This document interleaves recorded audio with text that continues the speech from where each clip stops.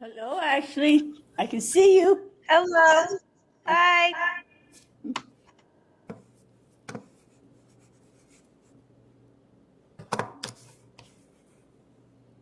I'm glad your system's working.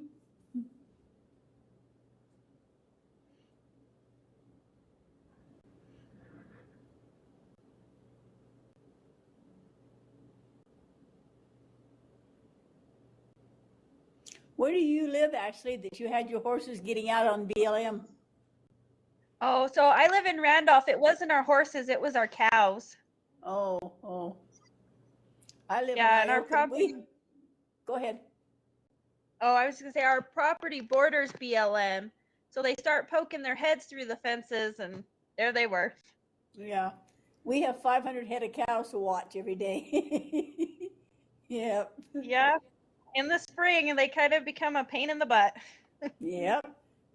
We're getting lots of pretty calves. We've only lost Yep. one. Oh, that's good. What kind of cattle do you run?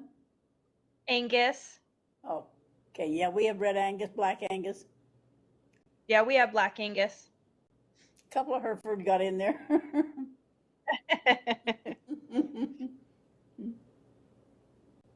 Any questions? I'm sorry, the system closes itself off. That's what they make you do, close the system off. So just email it and I'll give you the credit and so forth. Yeah, we'll work it Okay. out. I won't have my presentation ready for tonight. That's So okay. I'll just get you everything else. Yeah, sounds good. Thank you. Okay, thanks.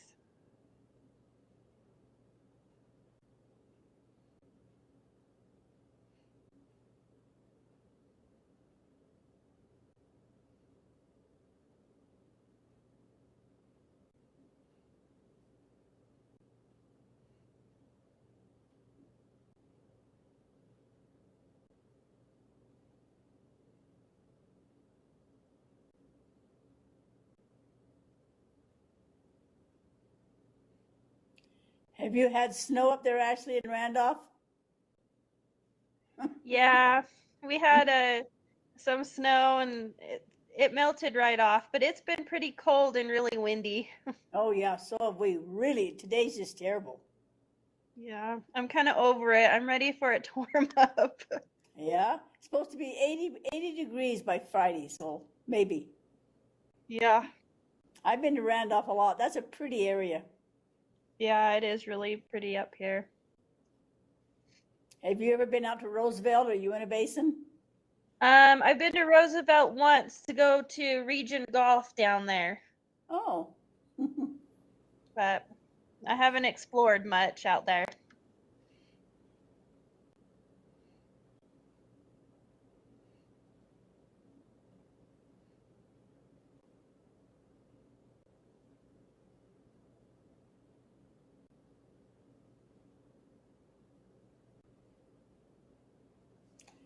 my husband went golfing once on the Roosevelt golf course, hit a duck with a ball and killed it, so it didn't go back.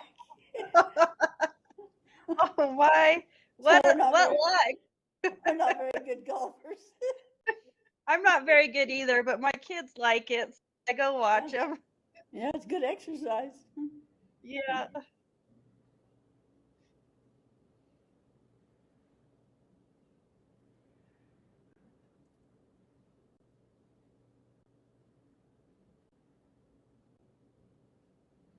Anybody else checking in yet? What time is it? Quarter after.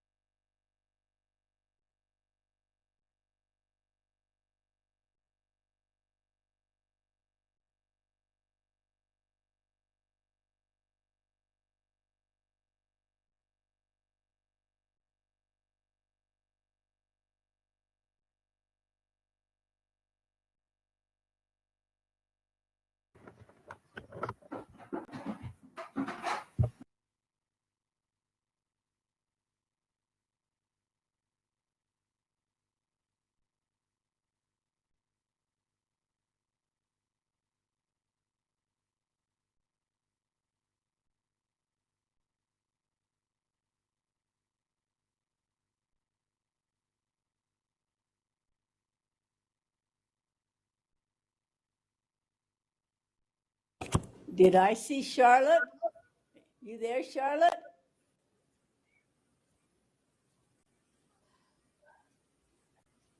Yes, I'm here.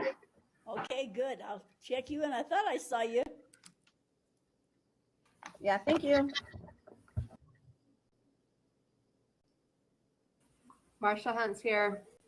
Oh, hello. How are you? I'm all right. Are you blowing away? Oh, yes. I've been out Oh, in yeah. it too. It's been horrible. Yeah, it is really hard here. We had a neighbor lose a roof on a trailer, and a lot of people lost shingles today. We just got a roof fix from a shingle disaster a year ago, so I hope we don't lose more. Yeah, yeah. Tammy DeCourcy checking in. Hi, Tammy. How is it where you're at? We're doing good. It's not windy at all. Where do you live? We're moving there. We're up in Cache Valley. Oh. Well, you send it our way, I think. Amy McIntosh is here. Hi, Amy. How are you? Also in the wind, so.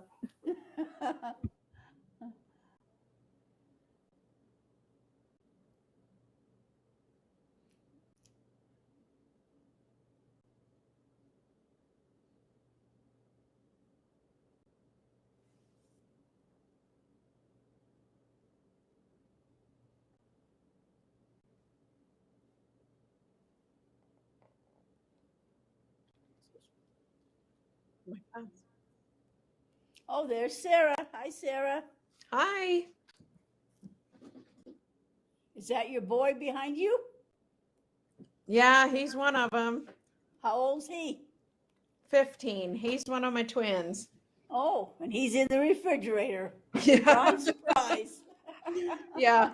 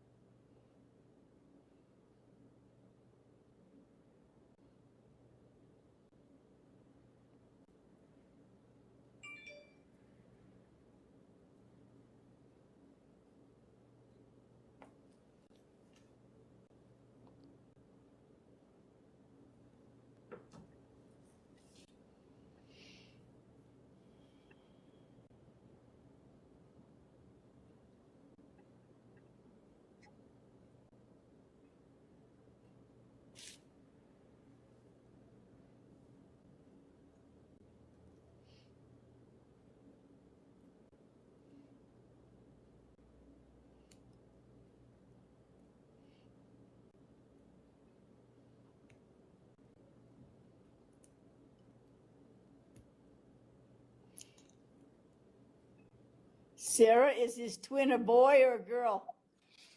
A girl. Oh, and what is her name? Brooklyn. Brooklyn, and what's his name? Chris. Chris, oh. Yep. So they've been lots of fun, but they were more fun as babies than teenagers. Yeah, now they both want to drive. They both need their own car now. Oh, they got to share a car. Oh, poor kids. Yeah. It's better than no car at all. Yeah.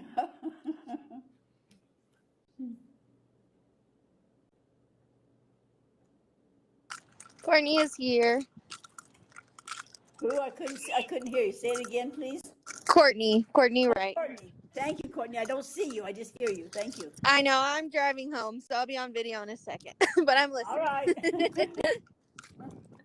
Laura's here also. Hello, Laura. How are you today? I'm doing well. How about you? You know how hard the wind's blowing out here, don't you? Yeah. Yes. It's terrible.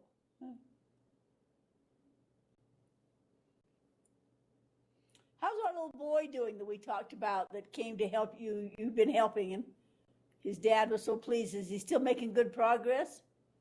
I got a very nice card from his stepmom and his mom for teacher appreciation and tons of gifts. And the note just said how appreciative they are because he's reading so well and Oh, wow. like it, and speaking even, because he wasn't speaking much before. He's really come out of his shell. So it's Hallelujah. been Lucky exciting to you. watch him. Yep.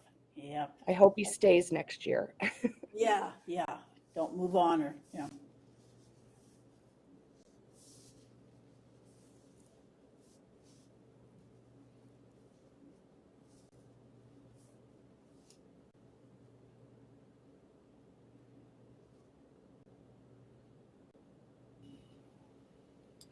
Nicole Yamamoto is here. Hello, Nicole. How are you? Hello, good. How are you? We're doing fine if we don't blow away. Caitlin Goddard is here. Hello, Kaylin. How are you? I'm good.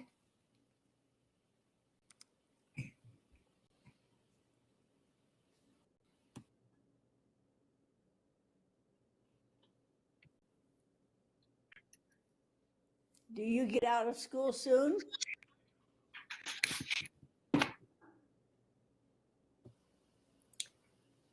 We have a couple more weeks Yeah. Before or after Labor Day? before. Oh, so do we? Yeah.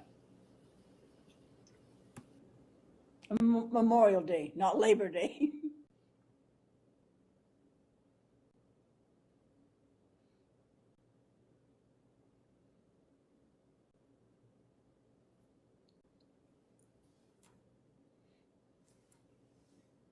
All right, it's almost 4:30. Jesse, are you there? Ashley Hatton? Paula? Ashley's here. Okay, thank you, Ashley. Let's see, Teresa? Stacy? Brenda will not be here tonight. Megan? Oh.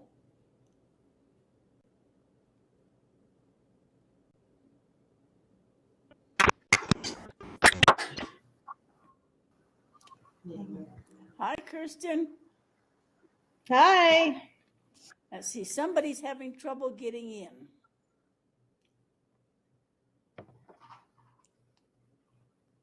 Brenda's having trouble getting in.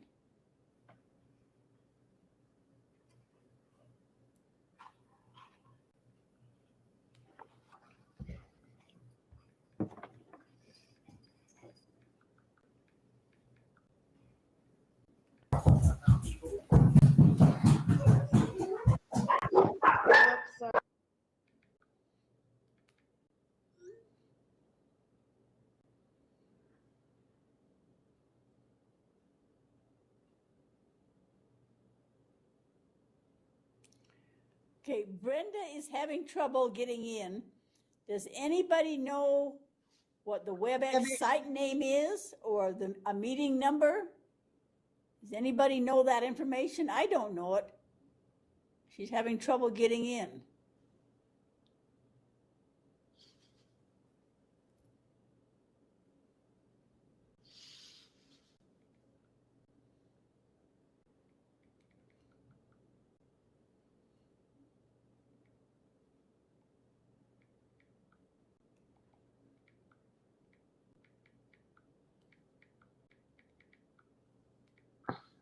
Can you email her the link? I have the link if you want to email it to her. Okay, just a minute, I'll tell her. Send it to me and I'll send it to her. Okay, Nicole I'll just has- post it. I'll just post it on the canvas. Okay. In the chat box.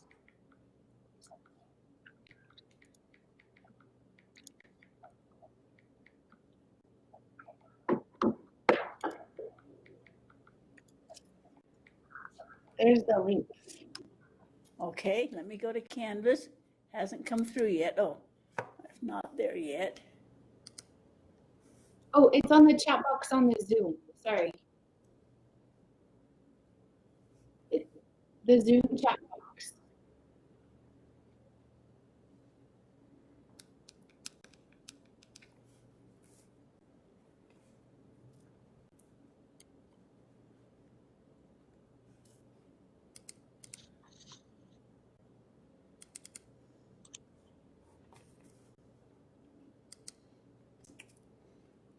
won't let me in here for some reason.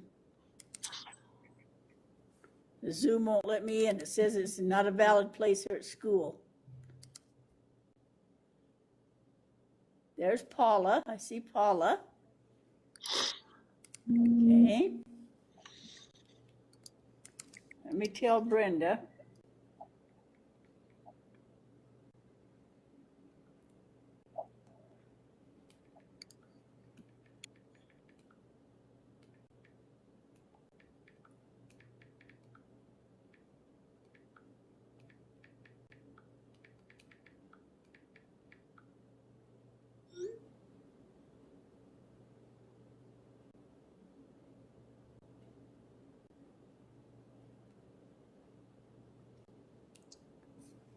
Nicole, what's your email? She wants to talk to you. She says she's trying and still won't do it. What can I send her your email? Yeah, that's fine. What is it? Nicole, NICOLE dot Yamamoto, YAMAMOTO at Ironmail. Ironville? Ironmail, like Iron Mail, okay. Ironmail.org. Okay, I'll try that. Thank you. I'll try that and see if that can help her.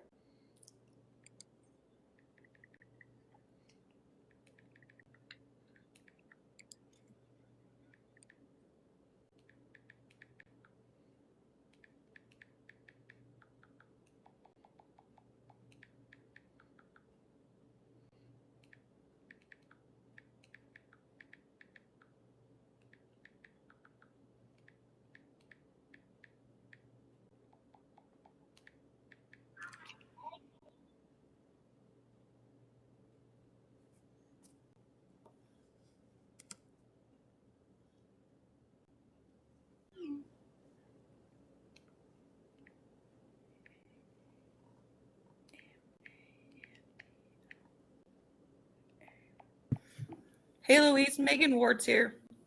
Okay, just 1 second. I'm trying to help Brenda get into class. She can't get in for some reason.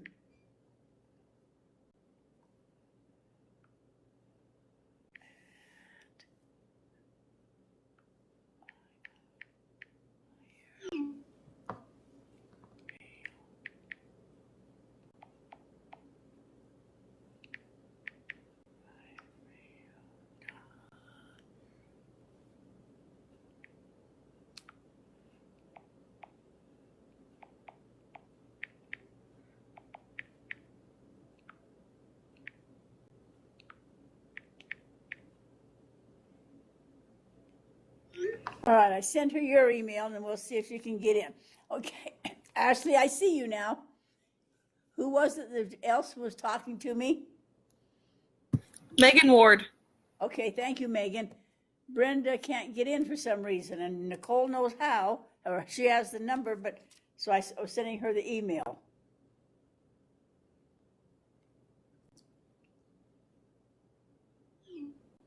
She said, thank you, Nicole, and she's going to be emailing you. Great. She says she has the link from the first email for the class, but it won't connect through her phone. She can't get to the class to see the chat box, so that's not helping her on the chat box. But she's going to email you and see if that might help at all. She says nobody answers the NU Center, so she can't get Amy to help her. Okay, I'll do what I can. So we'll see if she writes to you.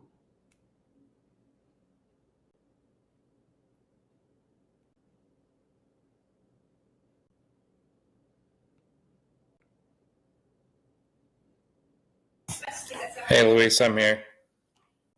Okay, thank you. We're trying to help Brenda get in.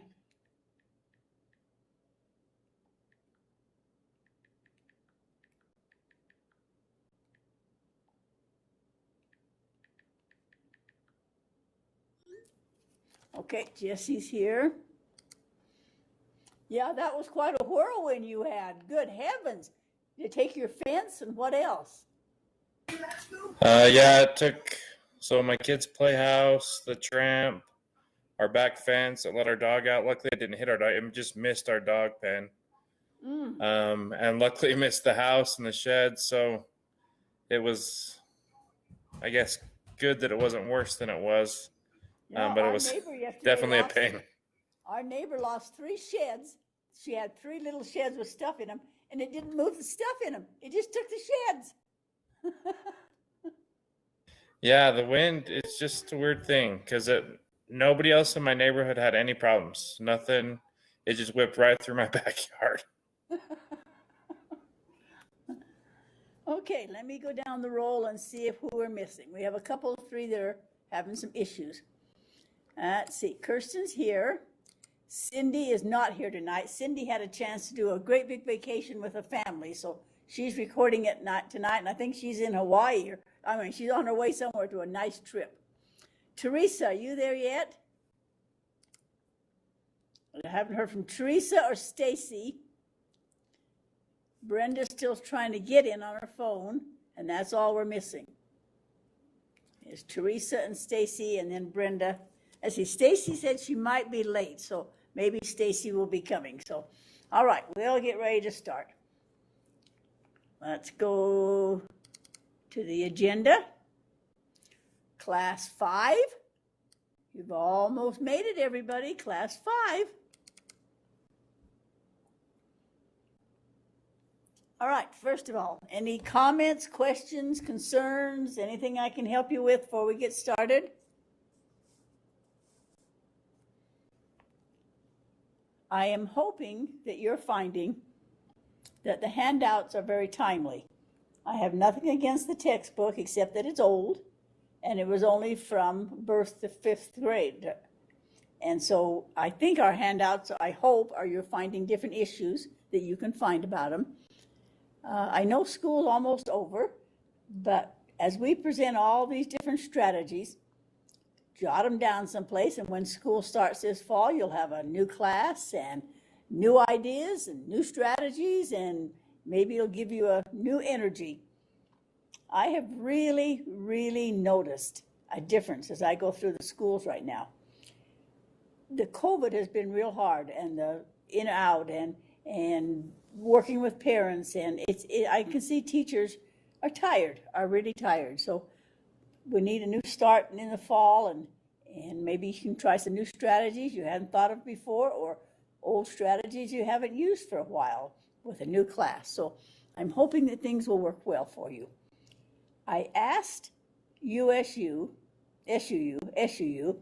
why they changed the system of reporting, and they said, well, you used to just answer people on the Canvas, and it made it go long and long and long and long and long, and it was taking up too much space.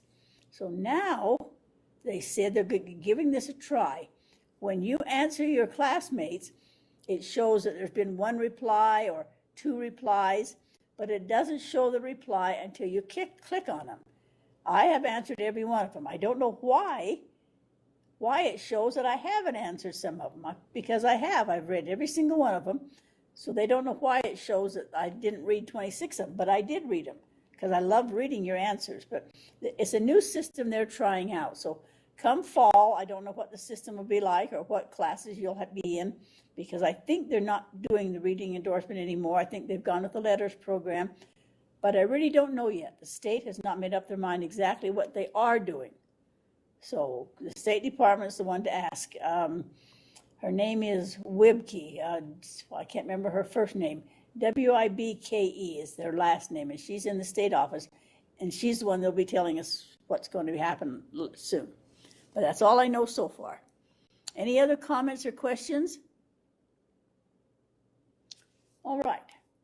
Look over the syllabus. Let's go back to the syllabus a minute in class 1 and see if we are covering things to your satisfaction. So if we go to the modulars and go back up to the syllabus up here and open it up, and let's see where we're at, because we're almost over. We have 1 more class, don't we?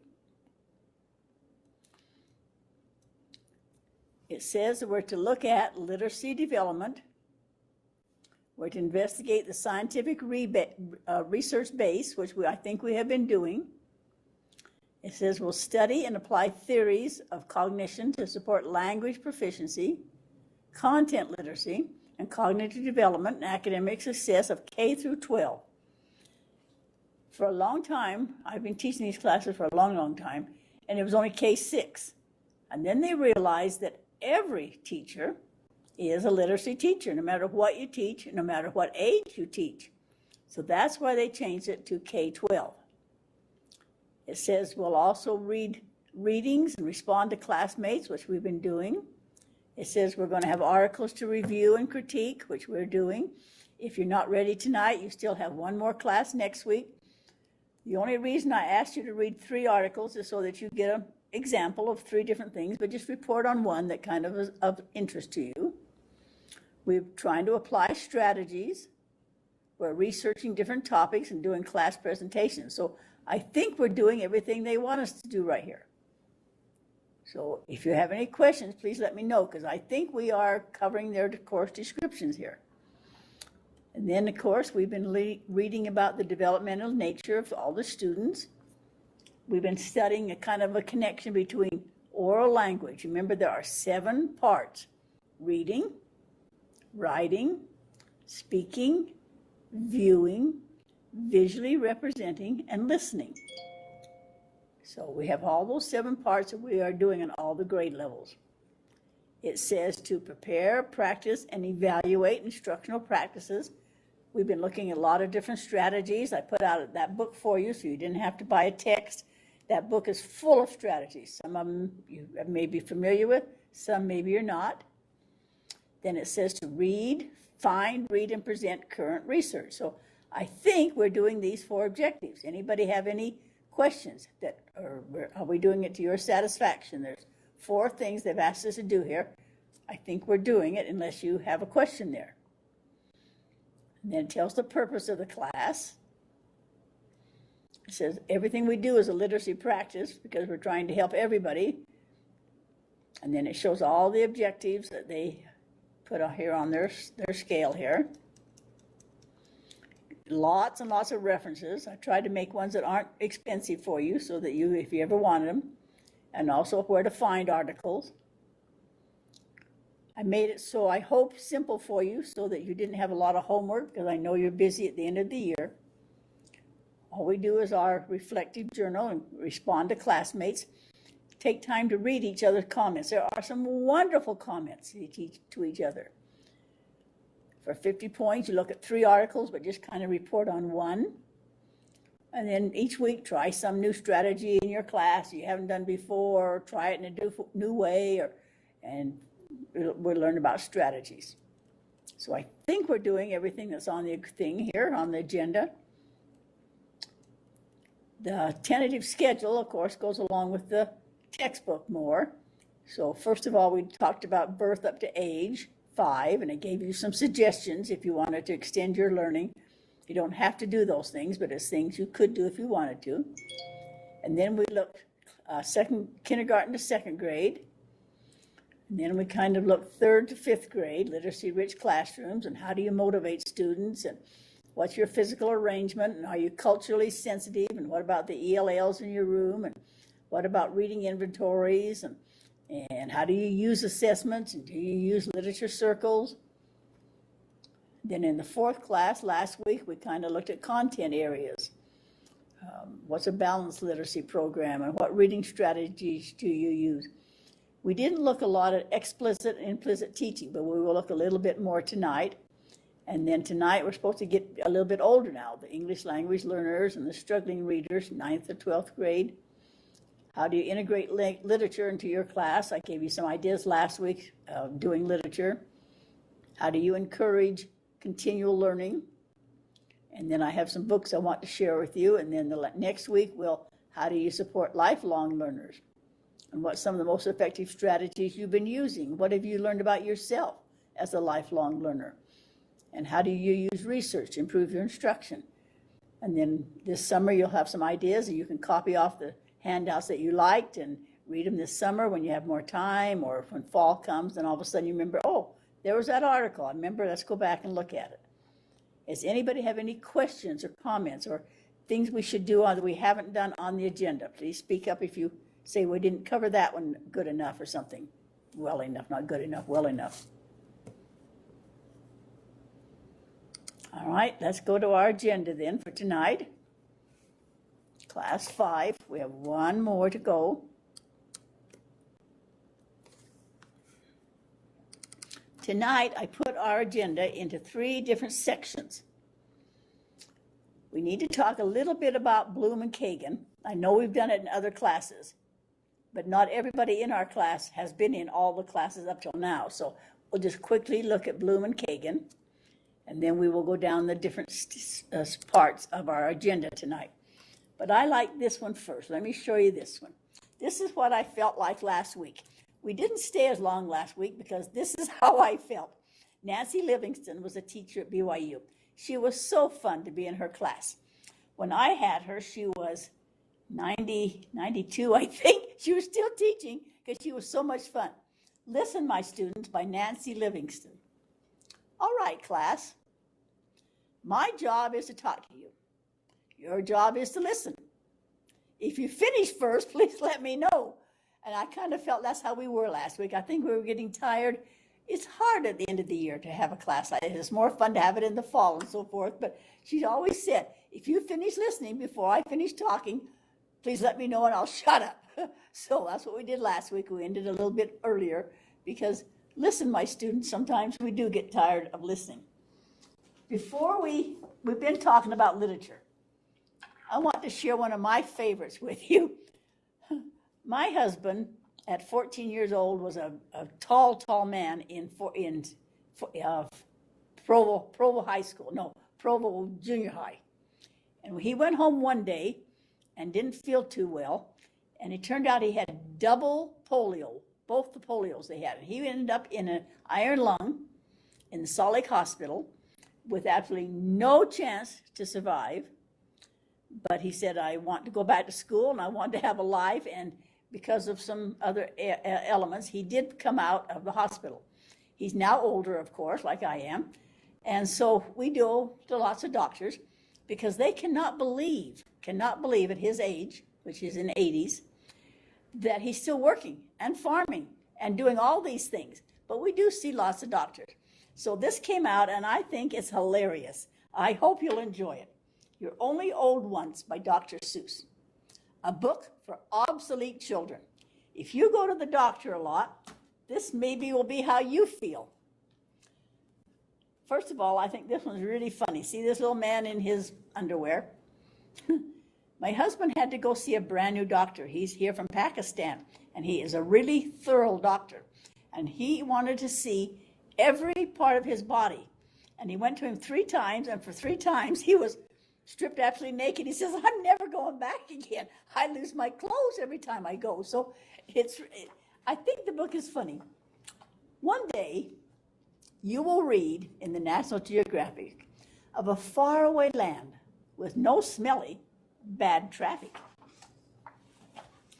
In these green pastured mountains of Forta Lazee, everyone feels fine at 103.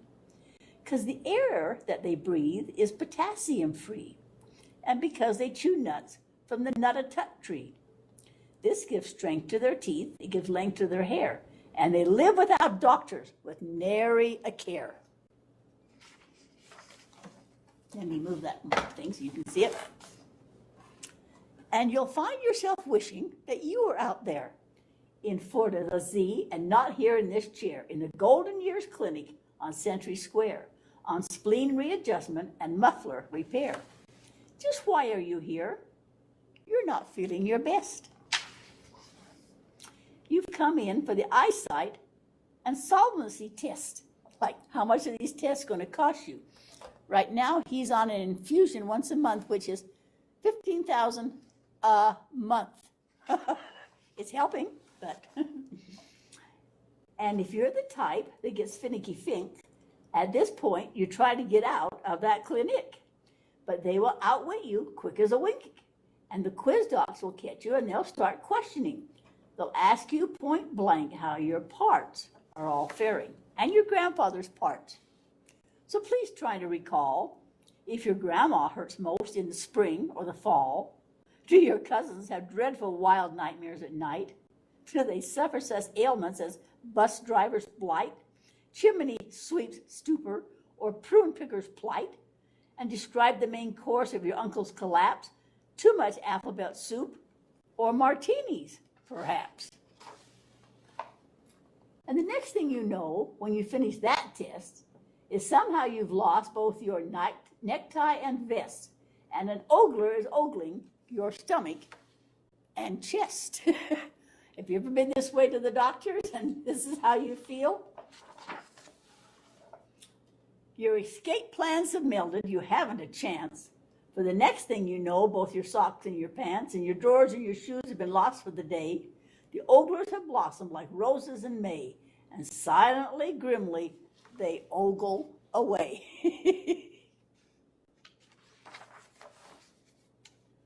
What those oglers have learned, they're not ready to tell. Clinicians don't spout their opinions pell-mell. So you're back with the vestibule fish for a spell. Novel won't bring you much comfort, as you know, but he's quite sympathetic as the clinic fish go. You end up back in the lobby again, waiting for the next test. Then you'll sit several hours, growing tenser every second, fearing your fare will be worse than you reckoned. And finally, Miss Becker, your beckoner, will beckon. In a booth where the world-renowned earman, Von Crandall, has perfected a test known as bellows and candle. If the wind from the bellows can't blow out the flame, you failed, and you're going to be sorry you came. You'll be told that your hearing, so murky and muddy, your case calls for special intensified study that'll test you with noises from fat, far, and from near. You'll get a black mark for the ones you can't hear. Then they'll say, my dear fellow, you're deafer than most, but there's hope. You're not quite as deaf as a post. We'll study your symptoms. We'll give you a call. In the meantime, go back, sit in the hall. So you'll find yourself talking to Norval once more, and Norval will think you're a bit of a bore because Norval's heard the same stories before. To this fish, you've become a pain in the neck. But while you wait for Miss Becker to beck.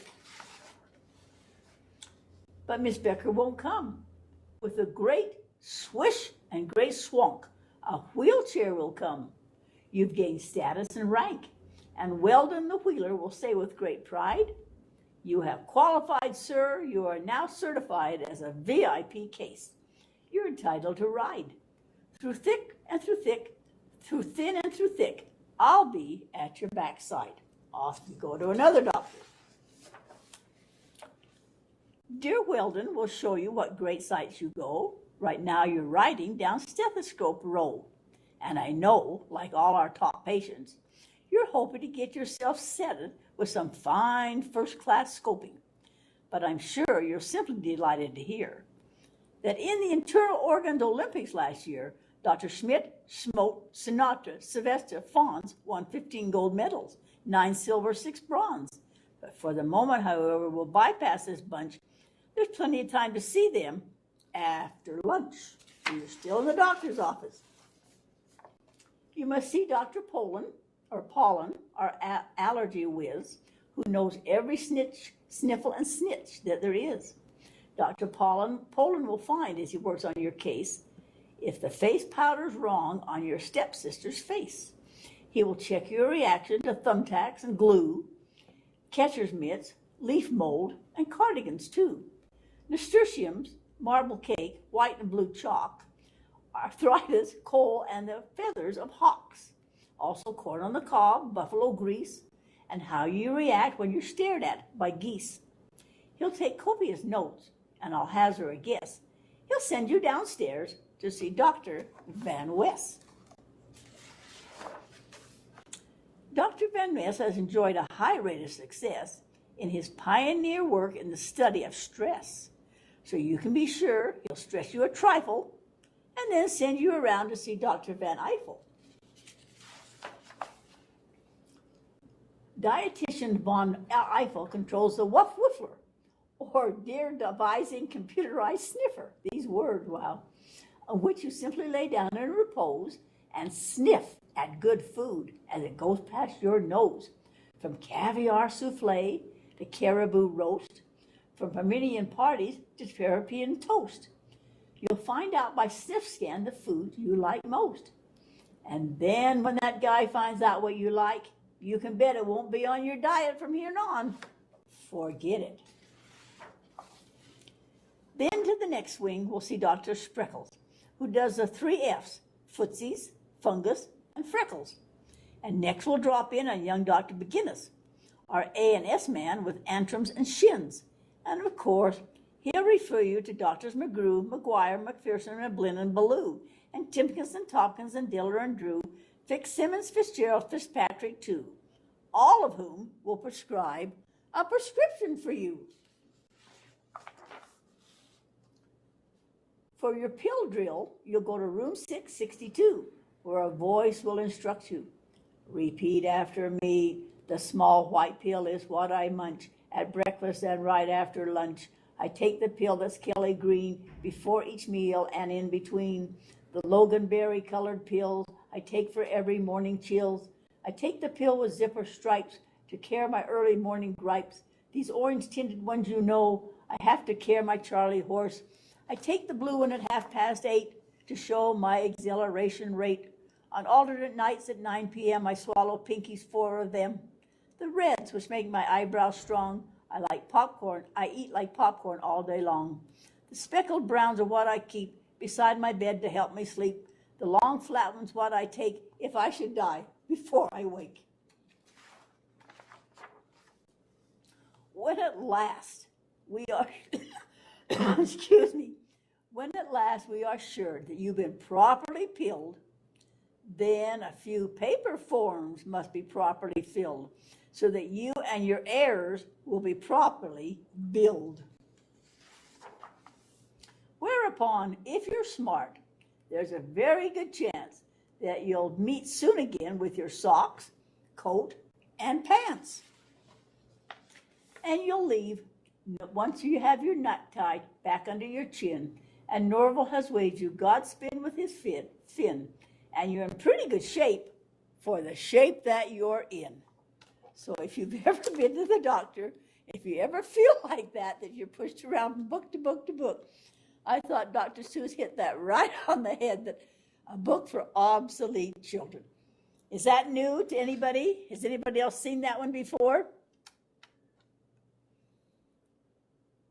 That's one of Dr. Seuss's newest ones, and I think that kind of fits my life right now, so maybe it fits yours too. That was called bird walking, wasn't it? But we needed kind of a chuckle tonight. All right, any comment before we start in our actual work now? We're going to look at Bloom and Kagan's skills. So if you'd please go to the modulars and click on number 1. We talked about Bloom last week, and you are pretty familiar with Bloom. For example, using the book Alexander and the Terrible, Horrible, No Good, Very Bad Day. The first thing that Bloom wants you always to look at is just knowledge questions. List 3 things that caused Alexander to have a terrible day. And then look at comprehension questions. Why was Alexander angry with his teacher? Then look at application questions. Make a suggestion to Alexander how he could have made his day better. And then an analysis.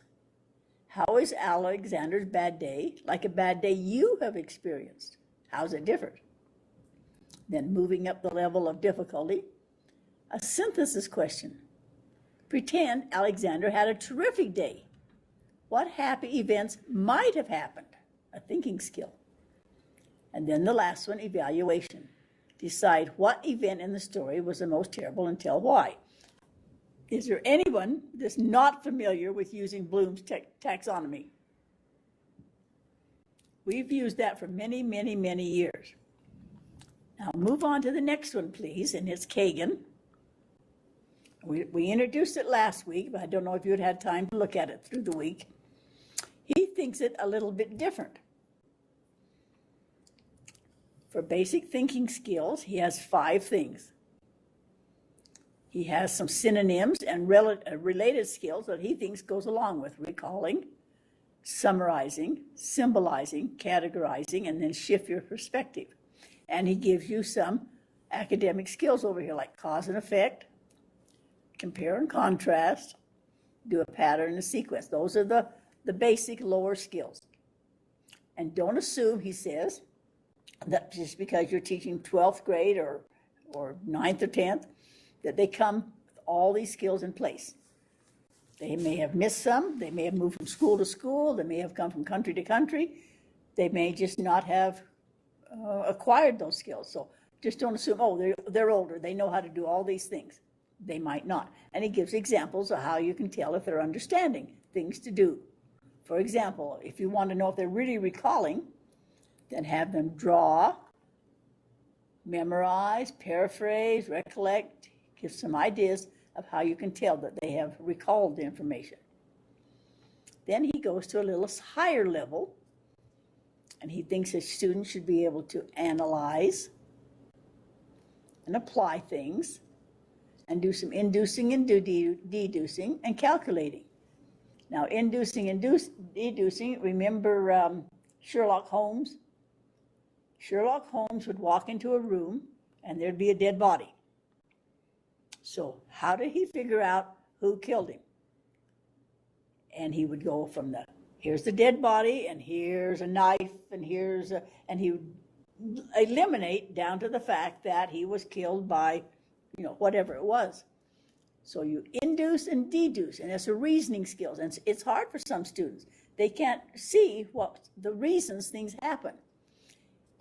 For example, he liked fact and opinion. And one activity that he always liked to do was just use magazines. And you open up a magazine and it shows this beautiful girl, and she has this beautiful hair. And here's this shampoo ad. It's a picture of the shampoo. It doesn't say that she used that shampoo and it made her so beautiful. But the fact and opinion is you get the idea of, ooh, if I use that shampoo, then I'm going to look like that with my hair and probably my makeup, and I'm going to be gorgeous. Students don't know how to induce and deduce. So it's a skill you really need to help them with. And he has lots of ideas. Both Bloom and Kagan have ideas to do that. And then he thinks you need to have a little higher level skills. And he says, even though they're in kindergarten, they can do these things like brainstorming, synthesizing, predicting, evaluating, and questioning. But we need to help them do things. He said, I watched a little boy one time. He was 5 years old. He was in a store with his mom. His mom wasn't paying any attention to him. And he saw something on the shelf that he really wanted, this little 5-year-old. He said, and he knew he wanted it. He already knew he wanted it. He had deduced that I want that. It's going to help me in some way, or I just want it. So then he's got his reasoning skills going. He didn't realize this little 5-year-old, he was going through these steps, but he thought, how am I going to get what I want? So he took it off the shelf and put it in his pocket, and he thought, no, that's not right. So he put it back on the shelf, and he went over to Mama, and he asked, Mama, can I have? And she said no. So then reasoning skills kick in with this little 5-year-old who's not even aware of them, but somebody has taught him, or he's watched people model them. Well, what else can I do? How can I get what I want? So he looks around the store. He knows he doesn't have any money. He eliminates things. I can't buy it. I'm not supposed to take it. But over in the other shelf is Grandma. I will go over and ask Grandma if I could have it. So he's reasoned this out, and he goes over to Grandma, and he says, can I have, a sweet? And he uses any little thing that little children use. And Grandma, of course, says, yes. So he figured this out. So even if they're little, even if they're 5 years old, they can reason.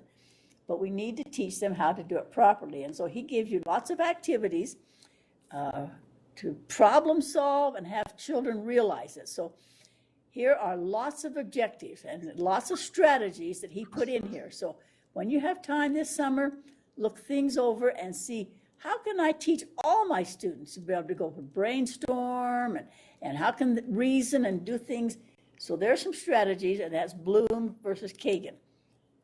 They used to work together, and then Kagan went one step further and went more than Bloom. Now, do we have anybody out there right now that uses these and can tell us how it's working in their classrooms, or have you tried these different things? Anyone? I have a teacher who uses them a lot. Tell us about it, please, what you know. Remember. So her class this year, she has 19 boys and 8 girls. So they are very, very busy. And so she has had to implement a lot of these into her teaching just to get them up and moving around. And so she uses them for vocabulary, like a quiz trade. She uses the folded line for different science lessons. So she has a list on her board of different Kagan strategies. And then she just goes through the list and does every one every day. Good. That's good training. Good training, right. Really good training. Anybody else?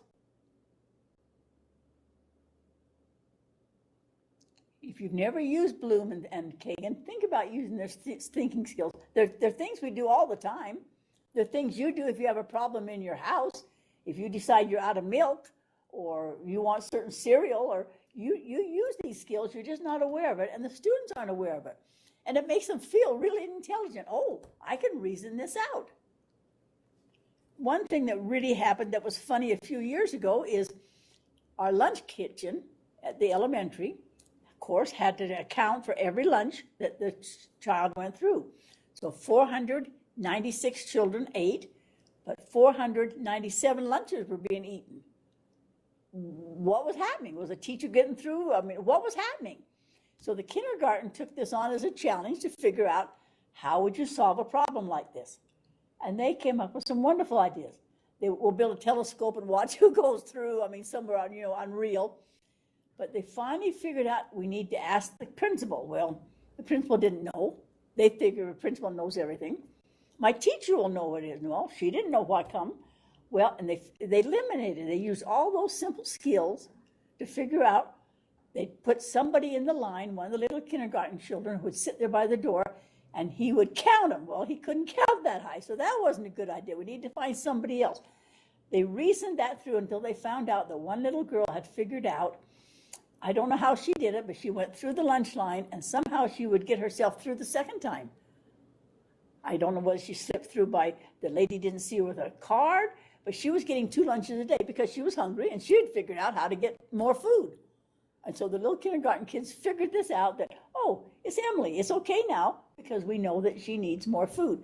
But little children can do these things, but they need to be taught. And sometimes parents don't really teach these specifically. They may or may not, but these are really good skills to use all through their life. So if you've never used Bloom and Kagan, there's lots of it on the internet. So type in about them and read, and there's lots of skills and lots of strategies and books published about them. But just something to think about through the summer. Teaching thinking skills, because we want them to think, don't we? We want them to be able to think these through and solve problems. So anybody else have any questions or comments on Bloom and Kagan? That was just a little bit, we went into it a lot more detail back in one of the other classes, but we have some people in here that weren't in those classes. Anybody else have a comment? So think about Bloom and Kagan, because they have some good, practical, simple ideas of how to teach thinking. All right, let's go back to our agenda, please.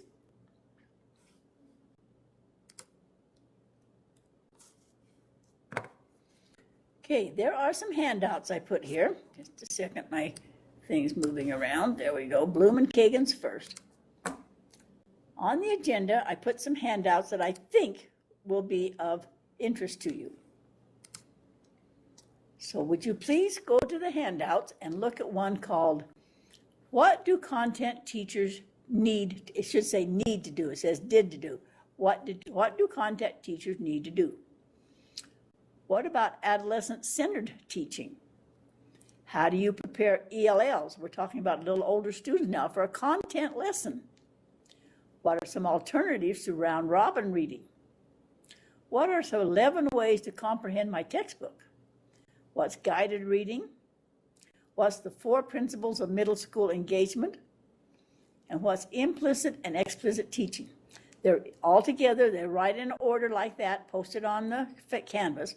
So please take 5 minutes and just kind of browse through these And then I'll ask a few people, what did you pick up on some of these? Are any of these of help to you? Do you understand what we're going to do now for 10 minutes? We're going to go back to our canvas, and we're going to just go through these and look at them and see if there's anything there of interest to us. They're all right here in an order. Okay, take 10 minutes, please, and just kind of browse through them, because when you get home, I know you're tired.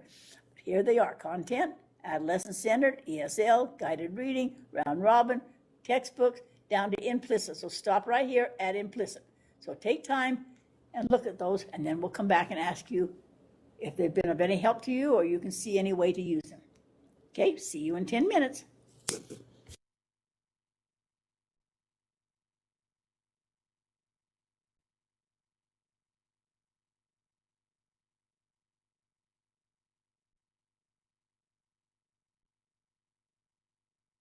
Those are the ones we're looking at right there. There are 9 different handouts there just to look at.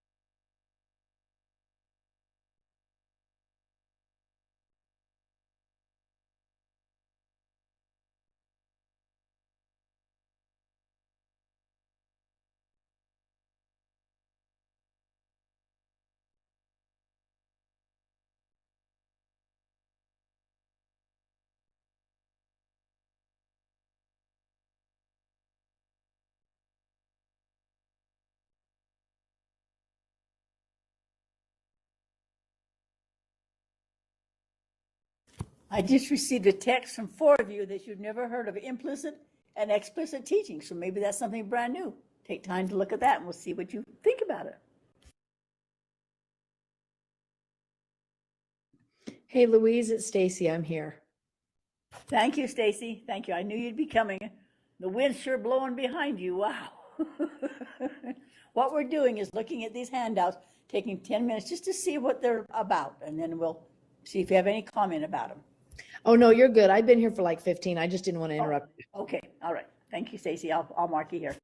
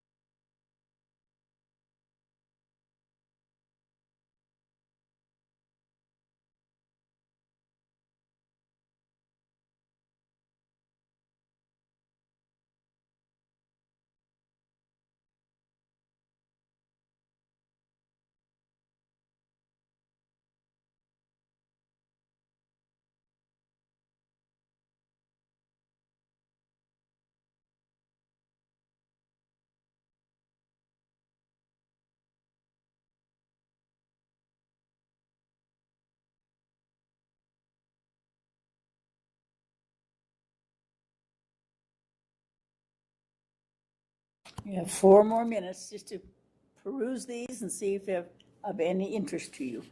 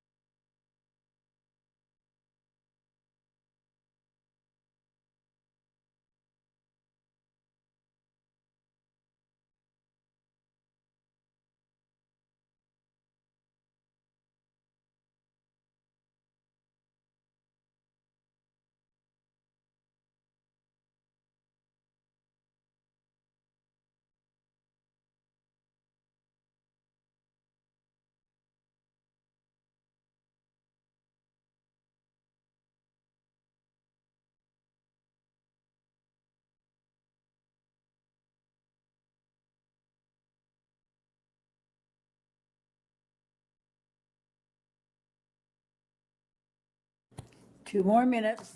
You can tell us if any of them were of interest to you.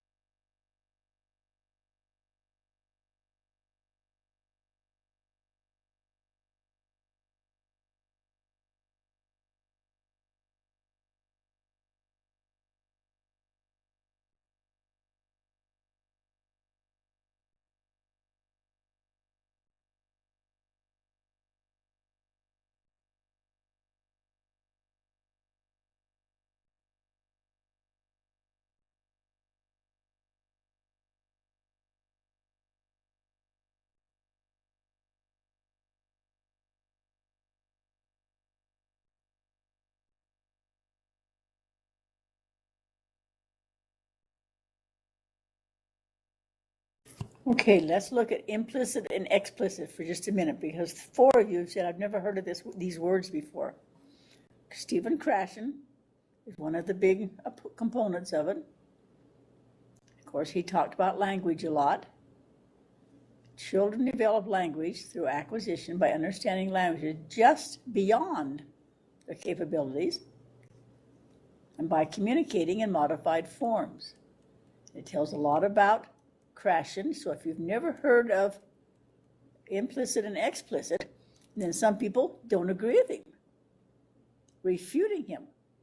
So it's something to look about and think, well, which side of the fence am I on? Here's what implicit and explicit are. Implicit means actions that teachers take to encourage students to learn by doing without overt instruction. But explicit are actions that overtly focus the attention on explanation, rules, steps to follow, direct corrections, conventions. So think about, how do you teach? Do you encourage them to learn by doing without much instruction? Or are you the other kind? Of course, it also, I think, depends on whether you have the younger students or the older students, because it's something you have to learn. I'm not sure you could take a preschool or a kindergarten class and learn by doing without overt instruction, though I have watched them in their little playhouses. When they want to go shopping, they do everything mom does. They find a purse or a hat and a coat or something, and they find money and they make a list. And so they have watched somebody else doing it, and nobody tells them that's how we play going to the store shopping. Any comments on implicit or explicit? Anybody that hadn't heard of it or use it? Any comments? Well, for me, I think that, I explicitly teach reading every day. Does that make sense? It does. So I knew what that was. I didn't see the implicit one. So it makes me think, I guess I'm a little bit of both, but I feel like you said in the younger grades, you have to explicitly teach them so much, but specifically with reading. So yeah. That's what's making me think of that. And here's kind of an activity you can do. You can pair with somebody and take 5 or 10 minutes and you say, this is everything I did in this lesson today. If you have a reading coach in your school or someone, whatever they call them, there's lots of different names, what they call the reading people that help you, or if you're learning letters and they want to see if you're actually doing it, have them observe you and then say, what did you do that was implicit and explicit? You will find, I think, that most lower grade teachers are very explicit. Maybe they talk too much even. But implicit, you'll find that we sometimes expect them to do things when they're not ready to do them too. So maybe we don't give enough instruction, or maybe we don't let them do too much, or so just look at your own teaching. There's nothing wrong or better about either one of them. Just be aware. Do I do everything explicitly? Do I tell them everything to do? Now write here, write your name here, put your name here, put the date. Now do I overdo, or do I give them time to think? Do I use thinking skills? Do I really use Bloom and Kagan and let them explore? It just gives you some ideas here about your teaching style. So that's just there for your example. Not one is better than the other, but we should maybe use both styles. There are students in there that maybe like to do something more than listen. And there's some there that have to listen before they can know what to do. And a lot of it comes from the home training. If mama always tells them to do, if you find out the little girl, I had a mom come to the door every single day to put her coat on, the little girl to come out to meet her in the car. I said, maybe she could learn to put her own coat on and meet you at the car. So think about your own teaching. Sometimes you do the same skills you use at home, maybe you use in your teaching. It's just something to think about, something for you to think about. Okay, let's look at the rest of these. Anybody have a comment or question about any of those content teachers? That's some of the older students. I mean, if you're teaching, but all of us teach content. What about this alternative to round robin? Why do we need an alternative? What do you know about round robin reading? Anybody?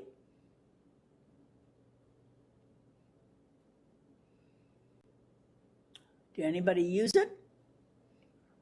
I was told not to use it.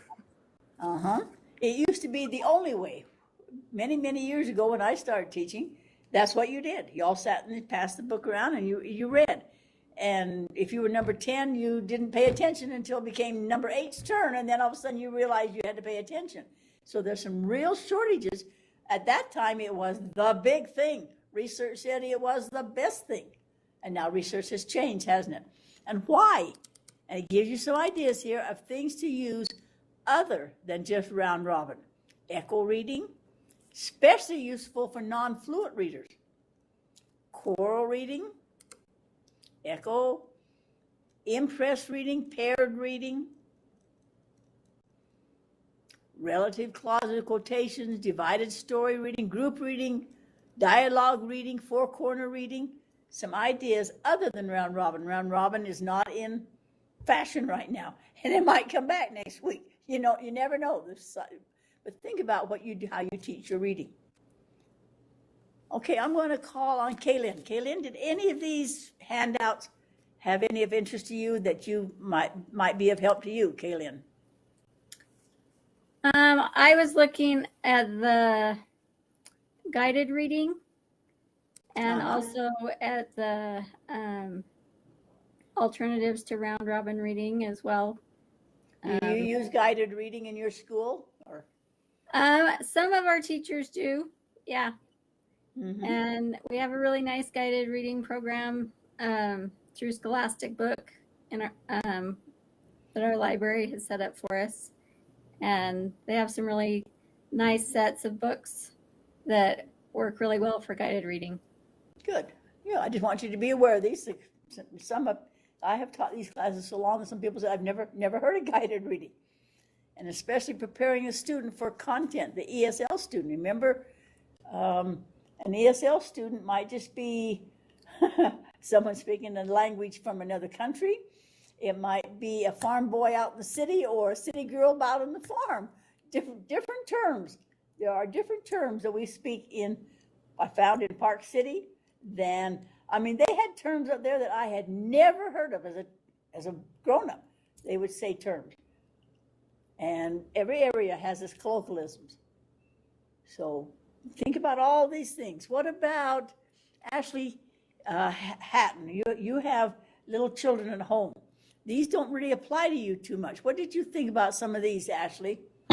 I read the guided reading and the round robin also because I actually saved them because I did a lot of that teaching kindergarten, like different things. And so I think those are good resources for future. Yeah. Ashley Rex, what did you think of some of these handouts? I also liked the alternatives to round robin. I do a few of them in my first grade classroom, but there's some I've never thought of doing, so I can add them into next year and start doing them. Good. I like this one, the 4 principles of middle school. Sometimes the middle school student is a little more difficult to get engaged. They're going through a lot of changes in their body, and all of a sudden there's boys and girls, and there might be a girlfriend, and they have a lot of outside interests, and they're trying to be popular. So what can you do? What can you empower them to become critical thinkers? I love this first statement. To be fully engaged, middle school students need to know that the work they're doing will matter, be recognized, and be relevant to their lives. My own children would come home and say, we got assigned another book today. And so, the book they were assigned had absolutely no relevance to their life, but they had to read it because the state said they had to read this book. So if you're having trouble there, if they really want to be engaged, they have to have some choices. Be clear that the text, not the teacher, has the answers. Teach students to develop theory that refine with time, focusing on, just don't say right or wrong. Things change. Students struggle when they think learning is only about getting it right. For example, consider Edgar Allan Poe's The Telltale Heart. It's helpful to detach them from the goal of establishing one correct character analysis and explore problem solving. Why didn't this make sense? Do we just write a book report? Or do we say, what was good in that story? Or what do you agree with? Or what don't you agree with? So there's some good opportunities there with the middle school student. Any other questions? Anybody else want to speak up on any of these that made, hit home with you? So they're just there for your help. And it's now time to take our 10-minute break because it's 5:30. When you come back, we'll go on and look at some more things. So see you in 10 minutes unless there's any other comments or questions. Okay, see you in 10 minutes.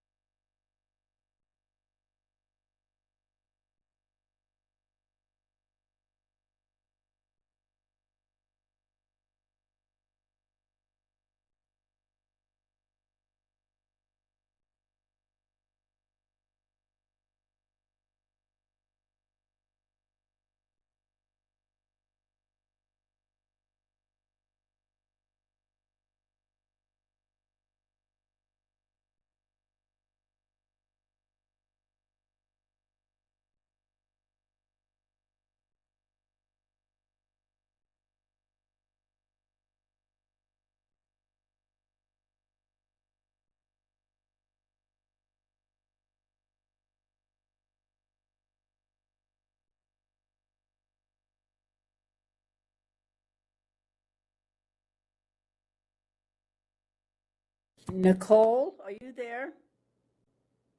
Nicole? Nicole, Brenda's still having trouble. I don't think Brenda is on yet. When you get back, Nicole, I'll keep calling.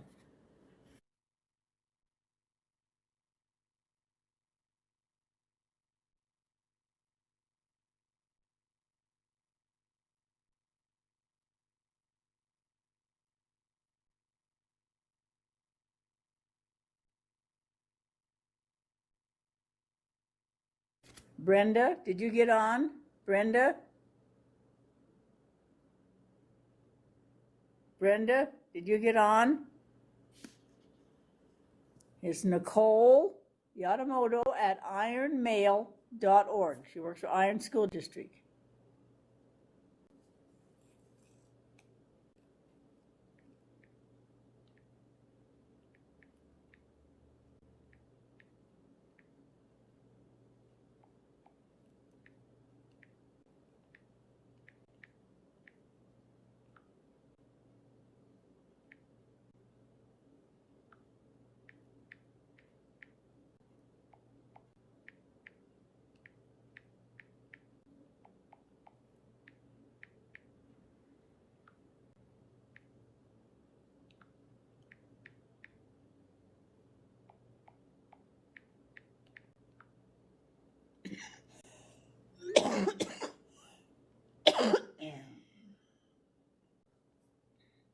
Brenda, did you get on? Brenda? Nicole, are you back yet? Not yet.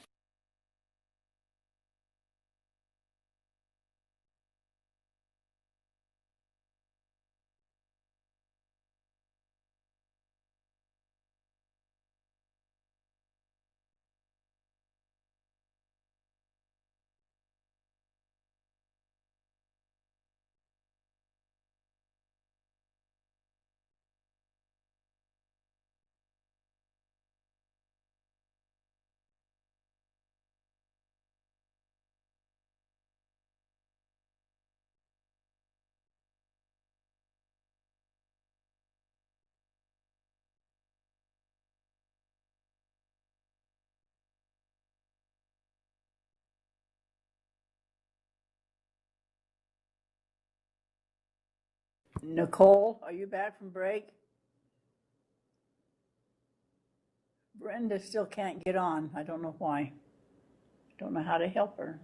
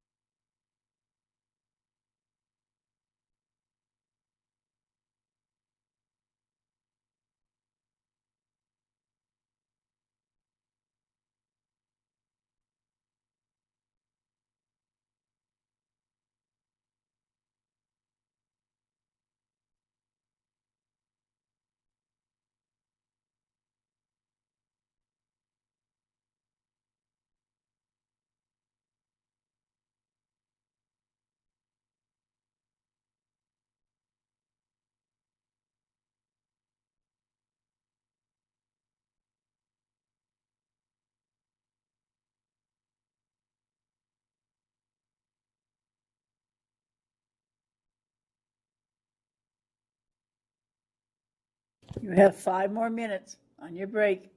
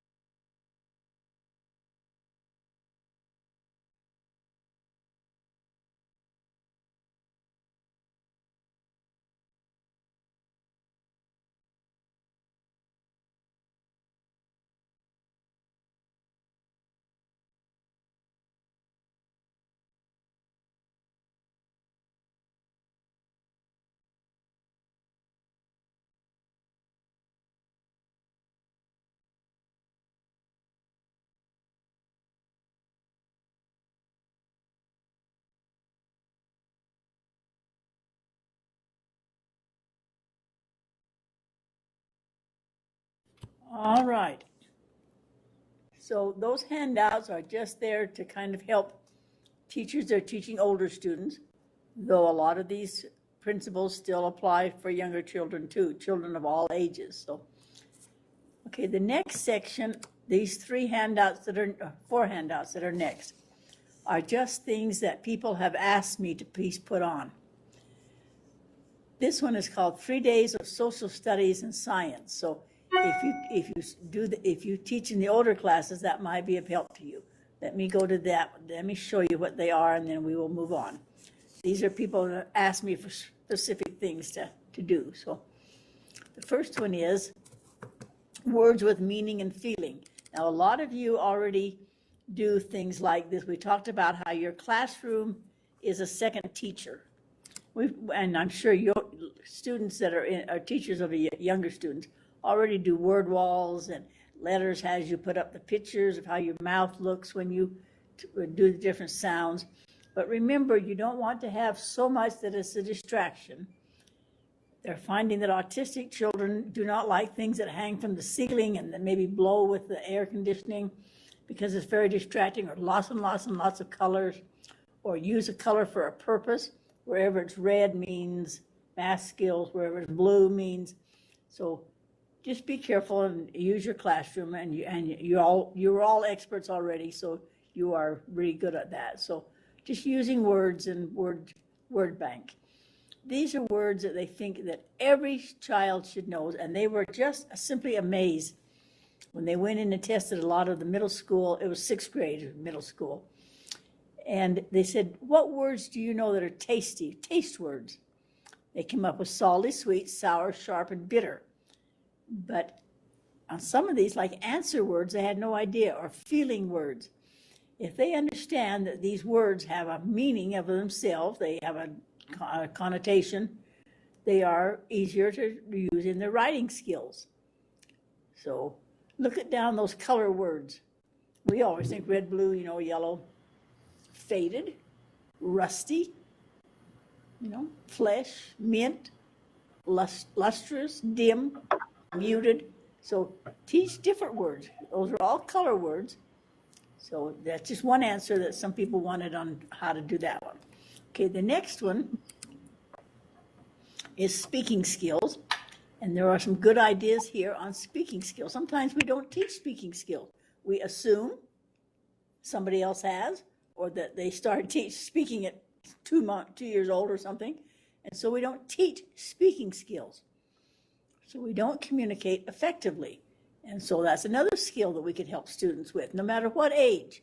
No matter what age, there are some ideas here for speaking skills. One of you asked for a handout on that. Plus, I found lots more on the internet too. So I just want to put one handout, show that I did listen to your requests, and there are some speaking skills there. The next one, I had a lady say, I don't know what inference means. We don't use inference. So let me see, I'll bet you do, but you call it something else. I'm willing to bet. Teaching inference. They're much more fun than lectures or worksheets. They're really trying to get us away from worksheets. Here's the rules of the game. How do they know if they have the correct answer? How to teach inference. The students were very quiet when the teacher walked over to the science center. The children sat at their desks and looked down at their hands. No one made a sound. The teacher looked around the classroom. Then she saw the pieces on the floor. What do you think happened? Think for a minute. And then I'm going to ask Tammy and Marcia what they think happened. What do you think happened? Read that and make an inference.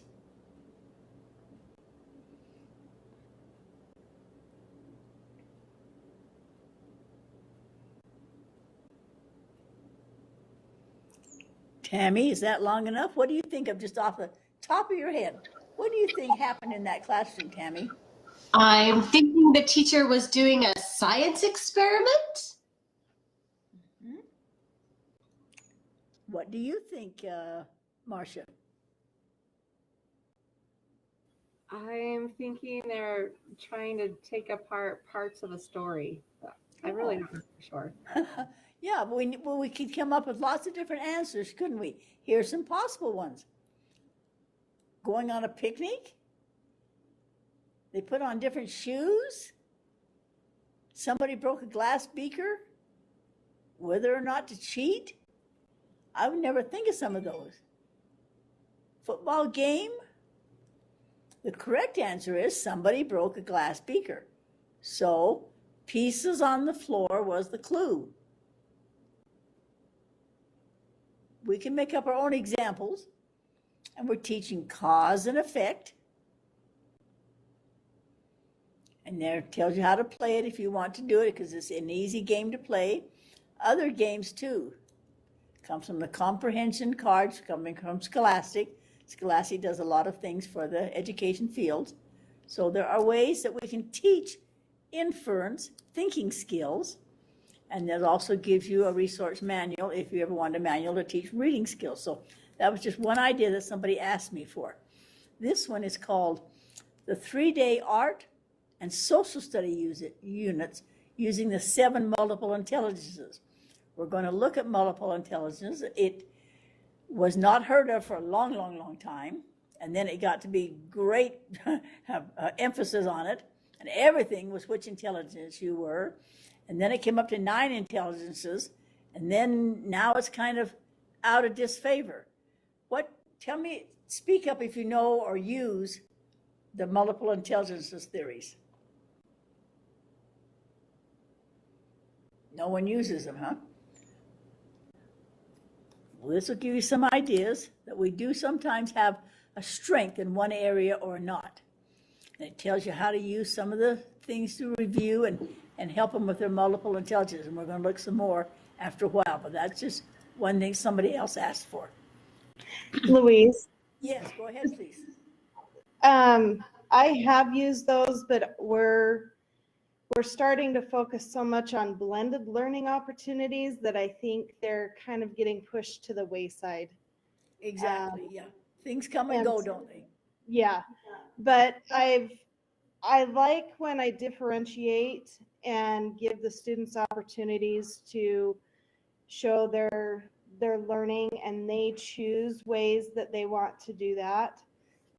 So one might choose an art, another one likes to do like a video recording or just a small little presentation. And so I'm trying to keep it incorporated into that blended learning, because not everybody wants to have those opportunities. They actually want breaks from technology.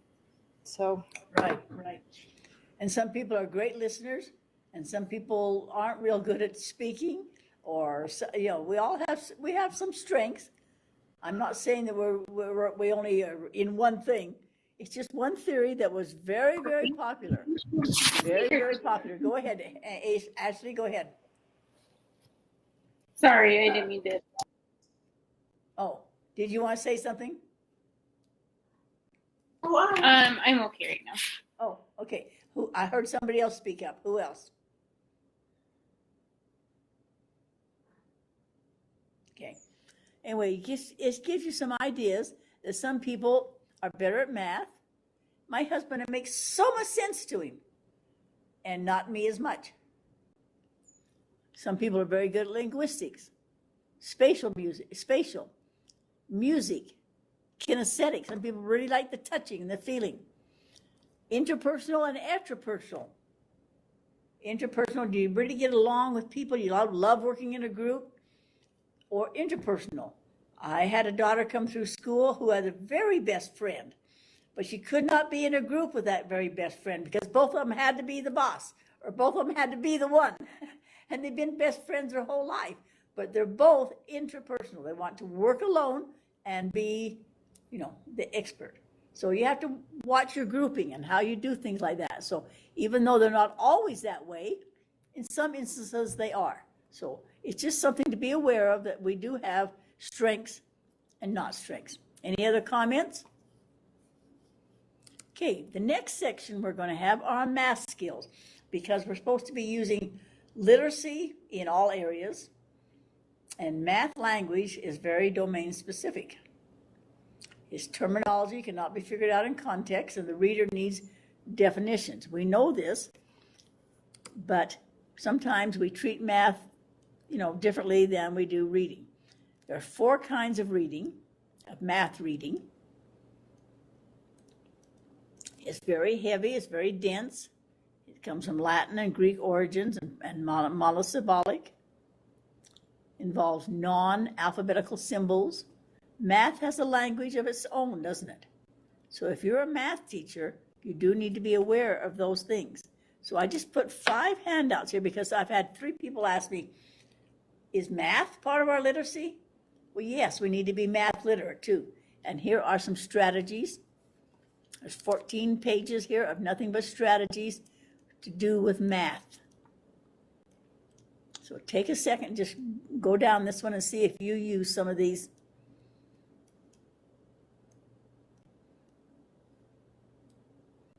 Tells you how to do it after a lesson. Just kind of skim through that for a minute. There's 14 pages there of just simple math strategy, because math is its own language. Jesse, what is this? What did you say you teach in the high school? What did you say again, please?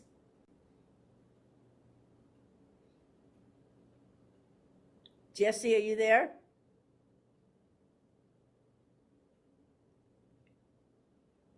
Did everybody hear what happened to Jesse last week?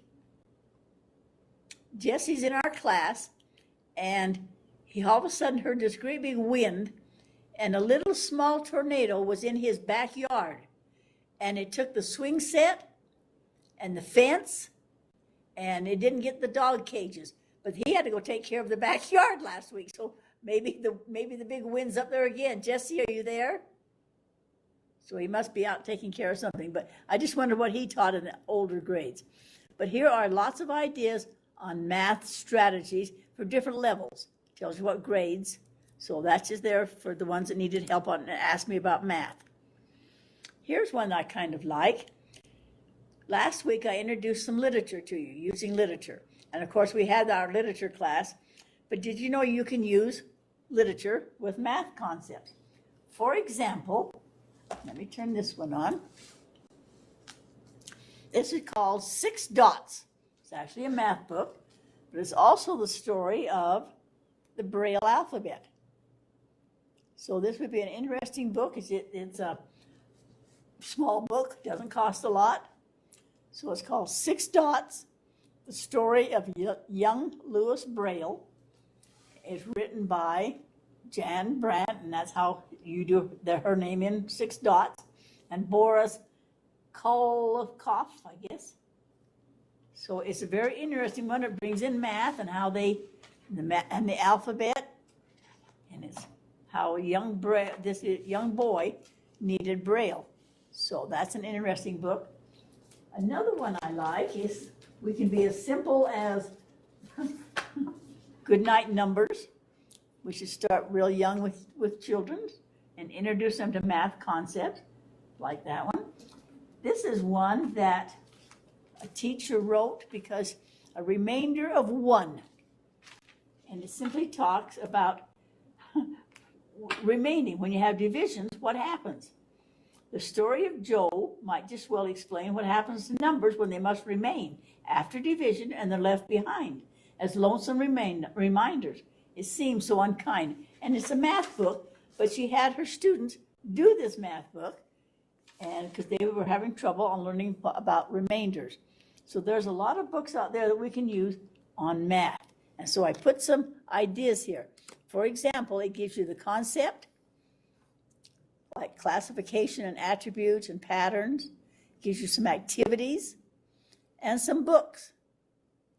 So like in classification, Anno's Flea Market, Everybody Needs a Rock, Frog and Toad are Friends. So different levels of books are all here on this handout for you. So here's some concepts you might want to be teaching, some activities that you can do, This is by Carol Otis Hirsch. She has written many, many, many books. If you look up her name, she has many, many books out there. But here are some trade books that you can use for all different things like problem solving, numeration, spatial senses.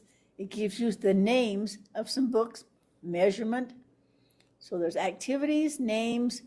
There's math, its own language, and math has to be specifically taught, and so do the terms. So that's one more handout I gave for you that asks for math. And another one, here's one called Teaching Strategies and Theories that Enhance Learning in Math. Let me go up here. This one is more complicated, but it's a story that somebody wrote about how teachers are frustrated with teaching math, especially in the middle grades, when basic facts should have been mastered in the early years. Why don't they know their multiplication tables? Why weren't they taught these? Why do they have such a hard time remembering? It talks about the cognitive ability. It's any cognitive attitude or activity associated with processing. Some people do it very rapidly and some do not, but it's a mental thing. So they'll give you some more ideas on strategies for math. One more, teaching math to ELLs. This is a little PowerPoint that has some great ideas because they have a language that may be Spanish, it may be, who knows. But then all of a sudden you're throwing these math terms at them. They need to be in a non-threatening environment, relevant on their prior knowledge, with lots of individual time. So if you're teaching ELLs, and really everybody is an ELL, because in math, you may be very good in reading, you may be very good in science, social studies, but maybe you are a learner of language, math language. So it gives you ways to teach the vocabulary, and it's just a little PowerPoint here that gives you some ideas on teaching math to ELLs, but it works for everyone.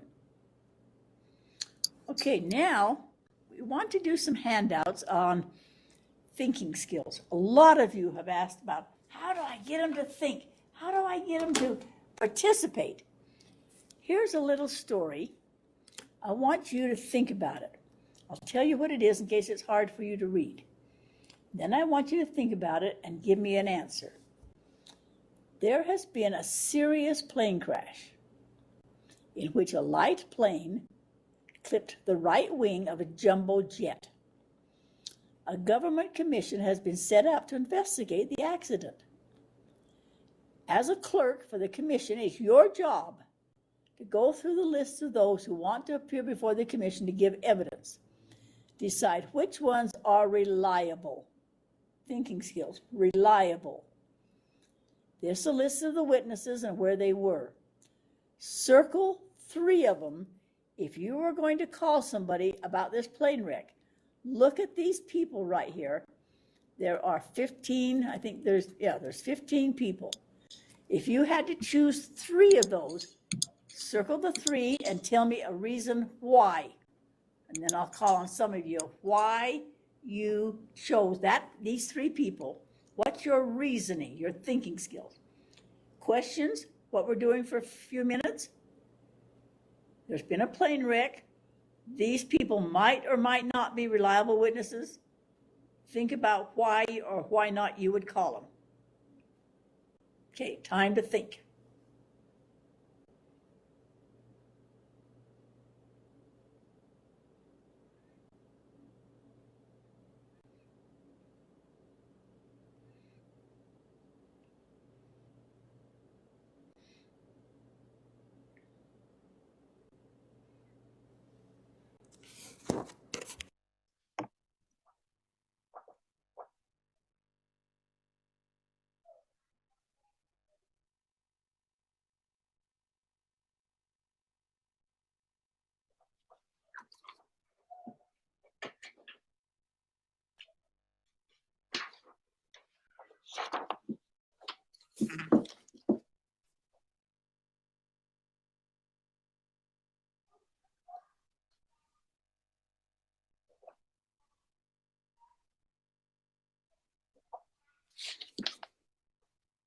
Now I'm going to demonstrate the worst thing that teachers do. I told you to think, and now I'm interrupting you.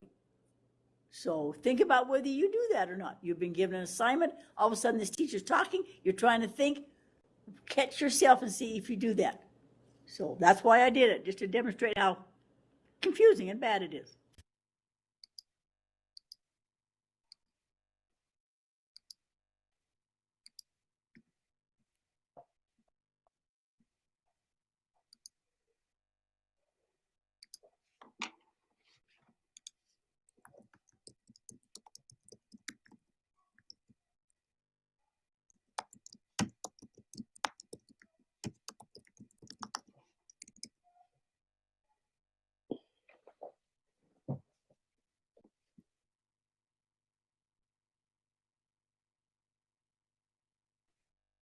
You have 2 more minutes to think.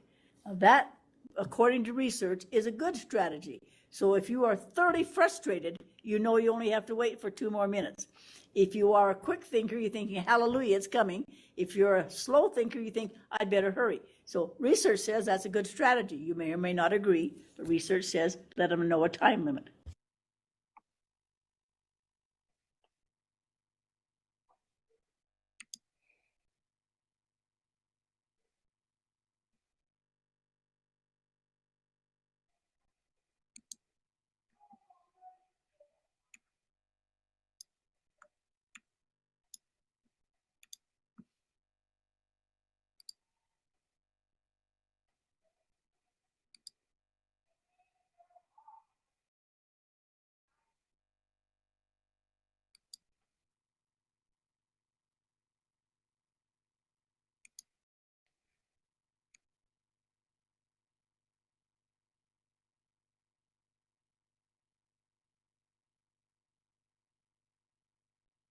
All right, now I'm supposed to tell you that you are in a safe environment.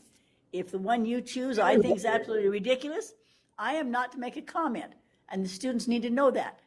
You know, Ashley said, I wouldn't think that. So the rules are now, you get your time to talk about the 3 you chose and why, and no one is to interrupt you. And you need to say that at the beginning of the exercise so somebody doesn't say, you know, and makes you feel funny, makes you feel like you're wrong. Let's start with Sarah. Sarah, which 3 did you choose and why, please? Okay, I would choose captain of the jet's flight crew and pilot of the small plane and the air traffic controller.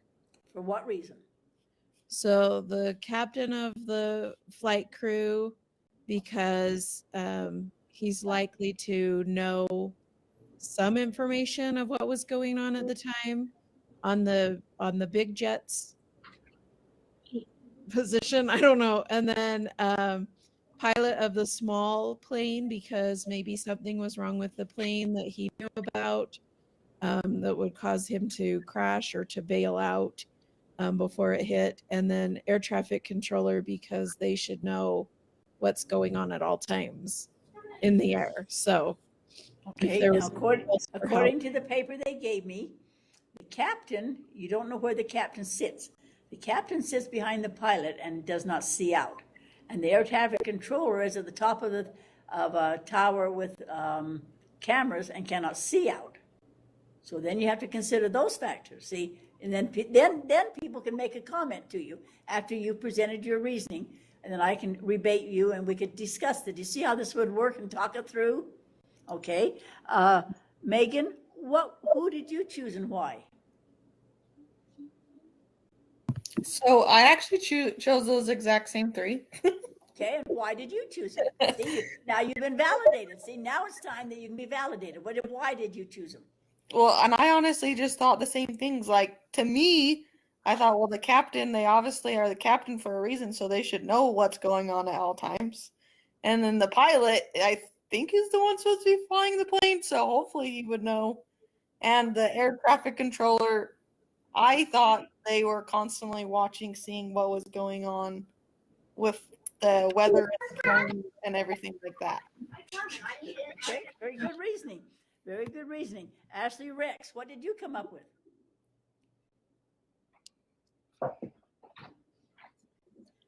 So I picked now I gotta go back to the list. I can't remember.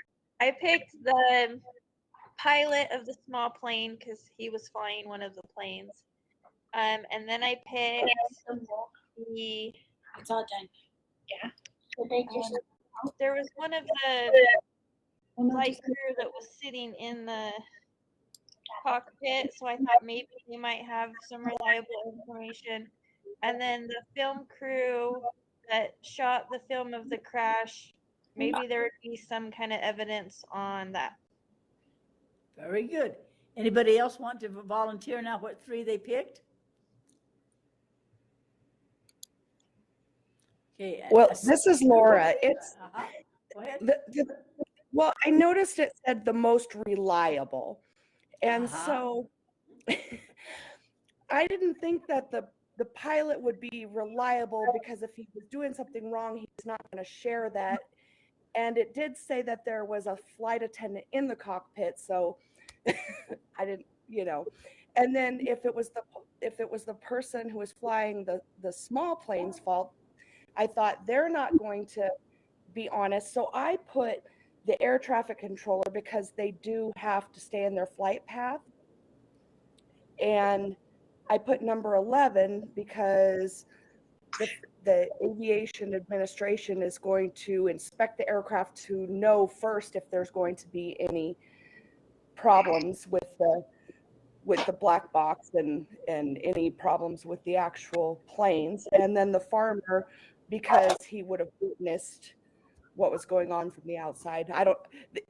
That was my third one. I didn't know what to choose on the third. See, now we're starting to get down to nitpickies. We're getting down to this maybe. We're thinking this is a really good activity. Maybe a plane is not the best one, but you could come up with your own ideas of have something happen like in the lunchroom, and then how do we figure things out? It's a great thinking activity. The answers is that there's no right answer here. Any of these could be a good source, but there's also a reason they couldn't be too. For example, that farmer. We had to do this once, and I was in inner Chicago in a school that had bars on the window that the students were dropped off in the mornings by their parents and could not leave because of the violence in that area. They had never been out of inner city Chicago, and every one of those teachers, 21 teachers, chose the farmer because he was plowing in the field below. And I said, how many of you have been on a tractor? Not one of them knew what a tractor looked like. And I said, well, our tractor has a great big wonderful cab. It has a great big seat that's air conditioned and also vibrates. The music plays. He no way would look up and see that airplane. And every one of them chose the farmer because of your background. See, I know more about farming than they did, but you could justify any one of these. The idea is, can you work together? Can you work in this group? Can you have reasons? Can you think it through? And can you, justify yourself? So a simple activity like this teaches great reasoning skills in math, in science, and social studies, in just everything. You can come up with your own ideas. Any other comments or questions on that one? It goes along with this next, applying knowledge. After you do something like that, write down what I just did. You read the story, you talked about it, write down what you did, what you learned. Wait a minute, let me make it go up. How can you apply it, and some surprises? Don't just do an activity and drop it, because they will not remember anything, or they remember things you don't want them to. This is always do a closure activity on any literacy activity or math activity, social studies, what you just did, what you learned, how you can apply it. And then, what do I still need to know? And what questions do I still have? Always do a follow-up or a closure, or people will go home with their minds thinking, oh, they're all mixed up, then thinking about these things, and you have to have closure. Too many people, and I've really seen this with my student teachers, closure means the bell rings. She's giving this wonderful example or this wonderful story, the bell rings and she says, see you tomorrow. they go out of there and they don't remember a thing. They don't remember what she said last, what they're supposed to do with it. There was no closure. So the best strategy you can do is closure. Talk about it. Why did you choose these people? Why didn't you choose these people? And what does it mean like this? So they have to summarize in just a little block. It's not a big place to write here, just a little place to write. They're not writing book reports that turn so many people off of reading books. I have to write a book report about it now. Just a few things right here, but you have to have closure. And the reason you do that is because this is the way we think. Let me go to the second page because this first page jammed up. But here's the things we need to do.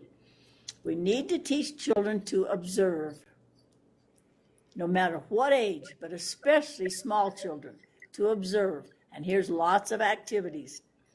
Then to compare and contrast.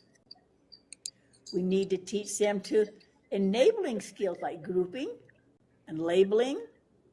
We need to teach them fact and opinion, how to analyze something like I just did with Laura just now. What about this tractor has a big cab on it and the music's playing, he's not looking at the airplane above him.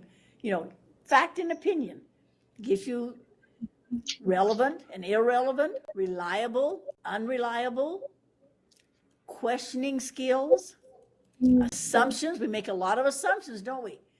The point of view, and then you get into the higher level skills like Bloom and Kagan said, deductive and inductive. So those are how to teach thinking skills as they read your stories, as they do their exercises, as they do their math, social studies, all the literature you teach. And then the next one is a way of what their behavior should look like.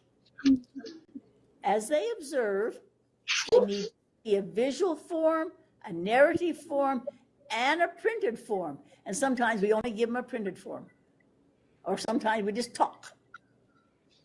Some, going along with multiple intelligences, some children want to see it visually and hear it and print it. So it gives you what your behavior should be like and what their behavior should be like on every one of these thinking skills.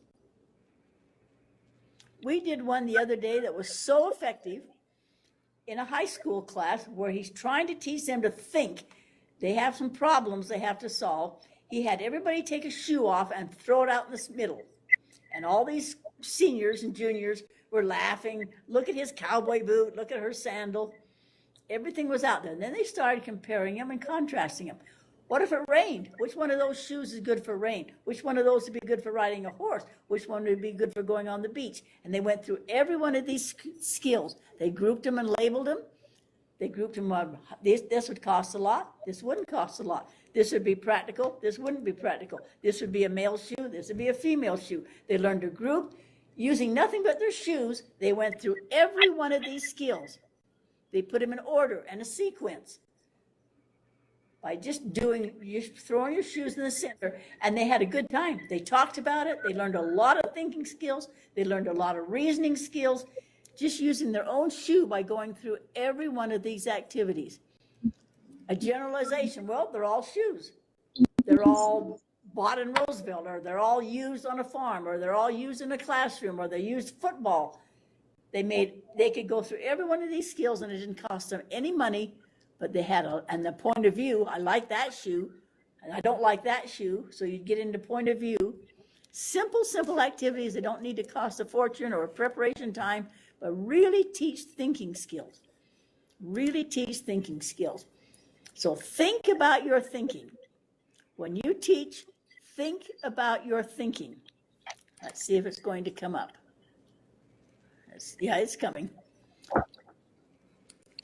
Before we take our break now, we have 5 or 10 minutes. Think about your thinking. What happened to you a year ago that you can remember right now? What's your earliest memory? What's one memory you can't forget? Read through these questions and just think about them in your mind for 3 or 4 minutes. Any question what we're doing for 3 or 4 minutes? You're thinking about your own thinking right now. Go ahead.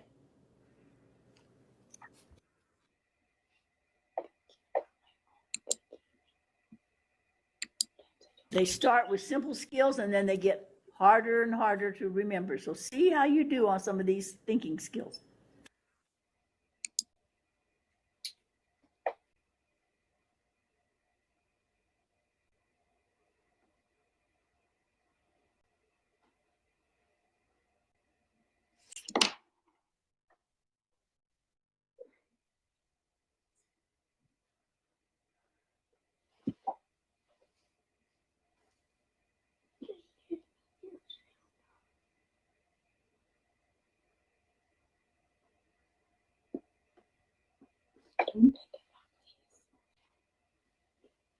You see how they start out very specific. What do you remember that happened a year ago? But then they get down to number 9. Do you have a favorite thought? Or number 13, do you ever think about your own thinking? Can you stop thinking? Is there a difference between having thoughts and thinking?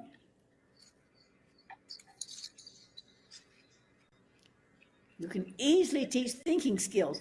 And thinking skills are important in every single subject the kids are in.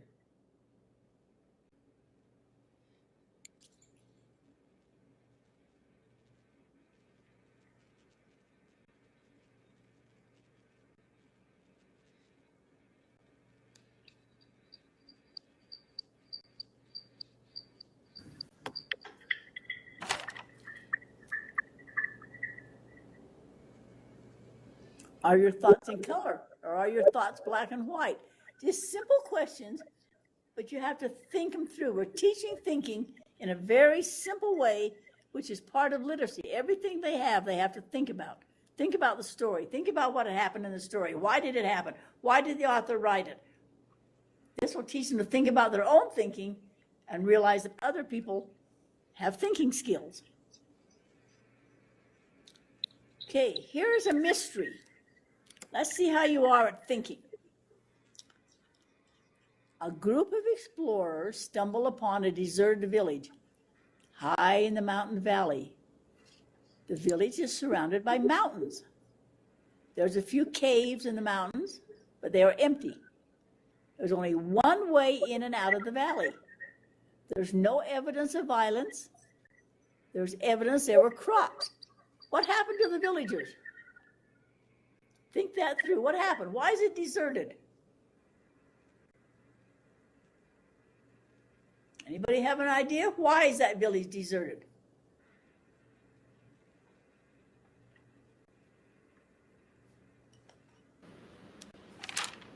I think they had a really bad winter. Yeah, Could have been a bad winter.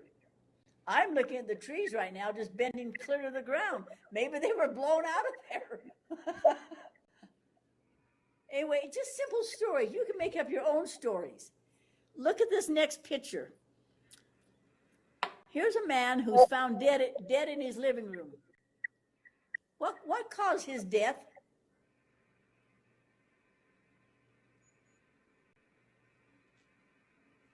Marcia, what do you think that man died from? My first thought was animals, but I didn't look at the picture in detail, so. Could have been animal. Tammy, why do you think he died? I think he probably had a heart attack. Okay. Kirsten, why do you think he died? I think he fell off of maybe the stool that's at his feet and hit his head. Hit his head on the fireplace. Look how close he is to the fireplace. Teresa, what happened to this man? I was going to say he fell off the stool too. Okay, what about the window? Could anything have happened from the window? Could he have been shot? Hit with a rock? What about the location of the things in the room? What about that chair? There's a million things that could have happened to him. There's no right answer. But think it through. You're teaching thinking. Think it through. Think it through. Simple things, just think it through.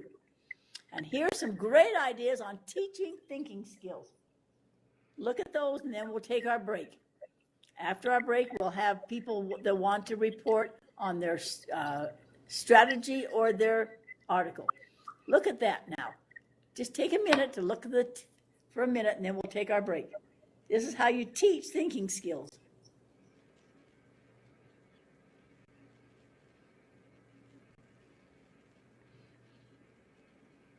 You know this stuff, but do we do it? Do we do it with our families? Do we do it with our students? Do we just tell them the answer? Or do we make them think about it? Are we implicit or explicit teaching?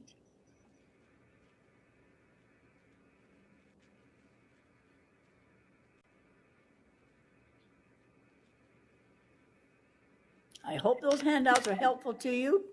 I tried to put ones that I thought were helpful to you. And here's a whole bunch more activities on thinking skills. These came from our text, which is that book about strategies. So here's a whole page of thinking skills. So consider using thinking skills in your class. Critical thinking skills. Here is a diagram now for you that are visual. For you that are visual, you start with these lower skills, perceiving, then you move up to process skills, and you move up to operation skills, which is the inductive, deductive, judgment, how logical we are. So I hope all of these handouts give you an idea of how important it is to teach thinking skills in your literacy, in your reading, in your math, your social studies, everything they do. Okay, let's take a 10-minute break and come back at 6:30. And then we'll have people that want to report on their strategy or their article. See you in 10 minutes. Just take time to look at the thinking skill handouts. Hey, I got here late. I was driving to a conference. Could you mark me as being here? Who's that? I don't see you, Nicole. This is Teresa Massinanti, okay, but my camera. There you are. Okay, camera's wonderful. not working. All right, thank you, Teresa. Yes, I will mark you here. We're taking a break right now. We've been talking about thinking skills. Hey, Louise, can you hear me now? Yes, I can. Okay, sorry. I've been having mic issues, I guess. Yes, I can I'm tell a you social were. studies teacher. I teach history. That was a question I should have answered earlier, but I couldn't get my mic to work. So Yeah, I couldn't remember if you were teaching math, but in history, you need all these thinking skills, don't you? What happened to the war? What are we going to do about the war in Ukraine right now? All of these are thinking skills. Yeah, thank you, Jessica. Big critical thinking in our subject. Yep. Yep. Okay, we're taking a 10-minute break, and then anybody that wants to report.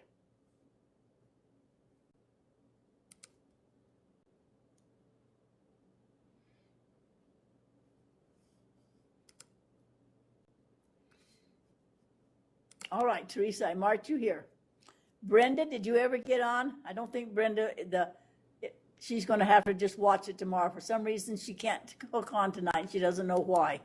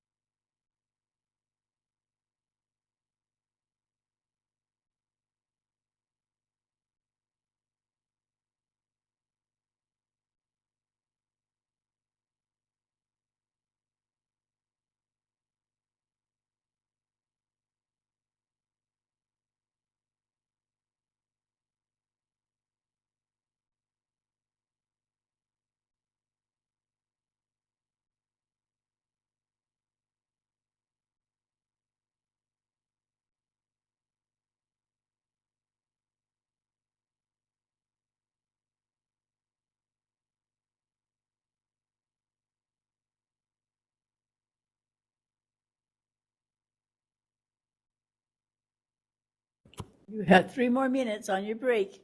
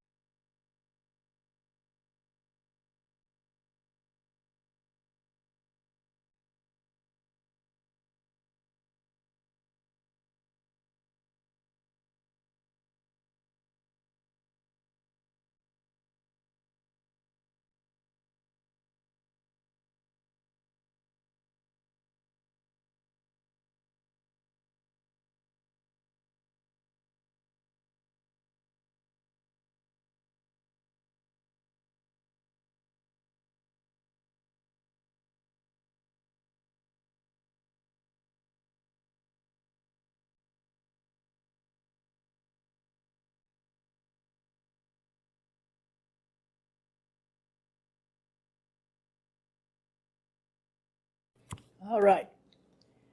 We're going to share strategies and articles. Some of you were wondering why you get credit for a strategy when you said, I didn't share last week.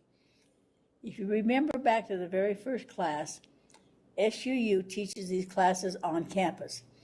They want the students to do a lot more homework than I want you to do because you have a life and a job and a million things to do.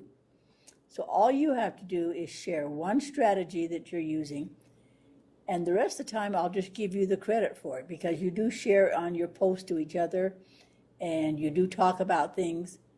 I've asked you to read just 3 articles and just share one. They wanted a strategy shared every week and an article shared every week. And I don't like busy work. So we just share one strategy and one article, and you do get credit for the other week. So if you see yourself getting the 50 points, you get 100 for the article and 50 for the strategies. So if you see yourself getting those points, you've probably shared vocally or you shared on the Canvas or somehow else. Who tonight would like to share a strategy or an article? Speak up if you'd like to share one tonight. I have my article ready. Okay, Amy, you're first then. Okay, so I found one about why phonological awareness is important for reading and spelling. And I looked into this because we're doing a lot with science of reading, and so I wanted to kind of educate myself more on phonemic awareness, phonological awareness, the importance of phonemes and all those things. Anyways, there was a couple of interesting points in here. And it said that the students have to understand the spoken word is matched to letters and sounds. And that if they don't, the 80% of poor readers demonstrate a weakness in this. So it's really important for them to start it young, teaching the children young when they're learning the letters and sounds and matching them up to actual written letters, and for them to be able to segment words and segment sounds. So I typed up some more stuff about it, but in my summary that I had to post. So, but they said that some students who lack phoneme awareness may not even know what it's meant by the term sound. They don't even understand what you're saying when you say that. And they have little or no idea what letters. So anyways, that's all.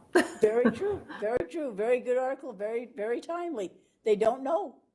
That's why we need to teach them the basic things, the implicit and the explicit teaching.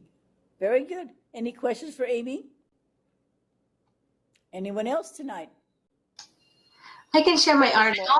Okay, Tammy, go ahead. Tammy? Okay, I read the article titled Reading Invention Models, Challenges of a Classroom Support and Separated Instruction. And it talks about how classroom teachers and reading specialists have attempted to determine the most effective ways of working with their struggling readers. As we've discussed in our coursework, like early intervention and quality instruction are keys to assisting these struggling readers. Yet how that intervention takes place and how it actually looks in the classroom was a concern in the article. And it talked to, in our school, we actually level our students in our Tier 2 reading instruction based on their reading Acadian scores. The article said that struggling readers need extra time and specialized attention to achieve, which I totally agree.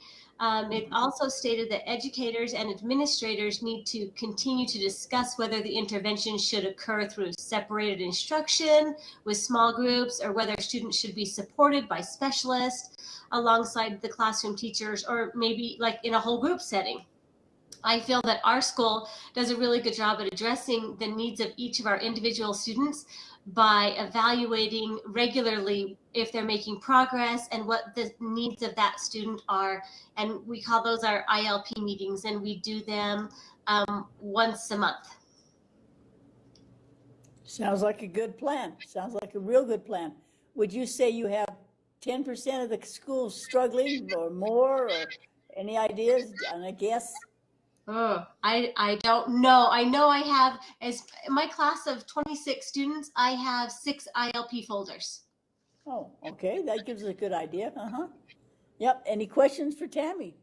Very true. Very true. We help the struggling reader, or they're always struggling. Yep. Anyone else like to share tonight? This is Laura. I have my article Laura? and my strategy. All right. Okay, so the strategy that I use is reading guides, or we call them guided notes. And some of my classes didn't have them, and their teacher made handouts that kind of outline instruction, or a text or a video. And a lot of times there's like blank spaces for the students to fill in. And with online teaching, a lot of it's through videos we've created ahead of time, and we're not always sure the kids are paying attention or really focused.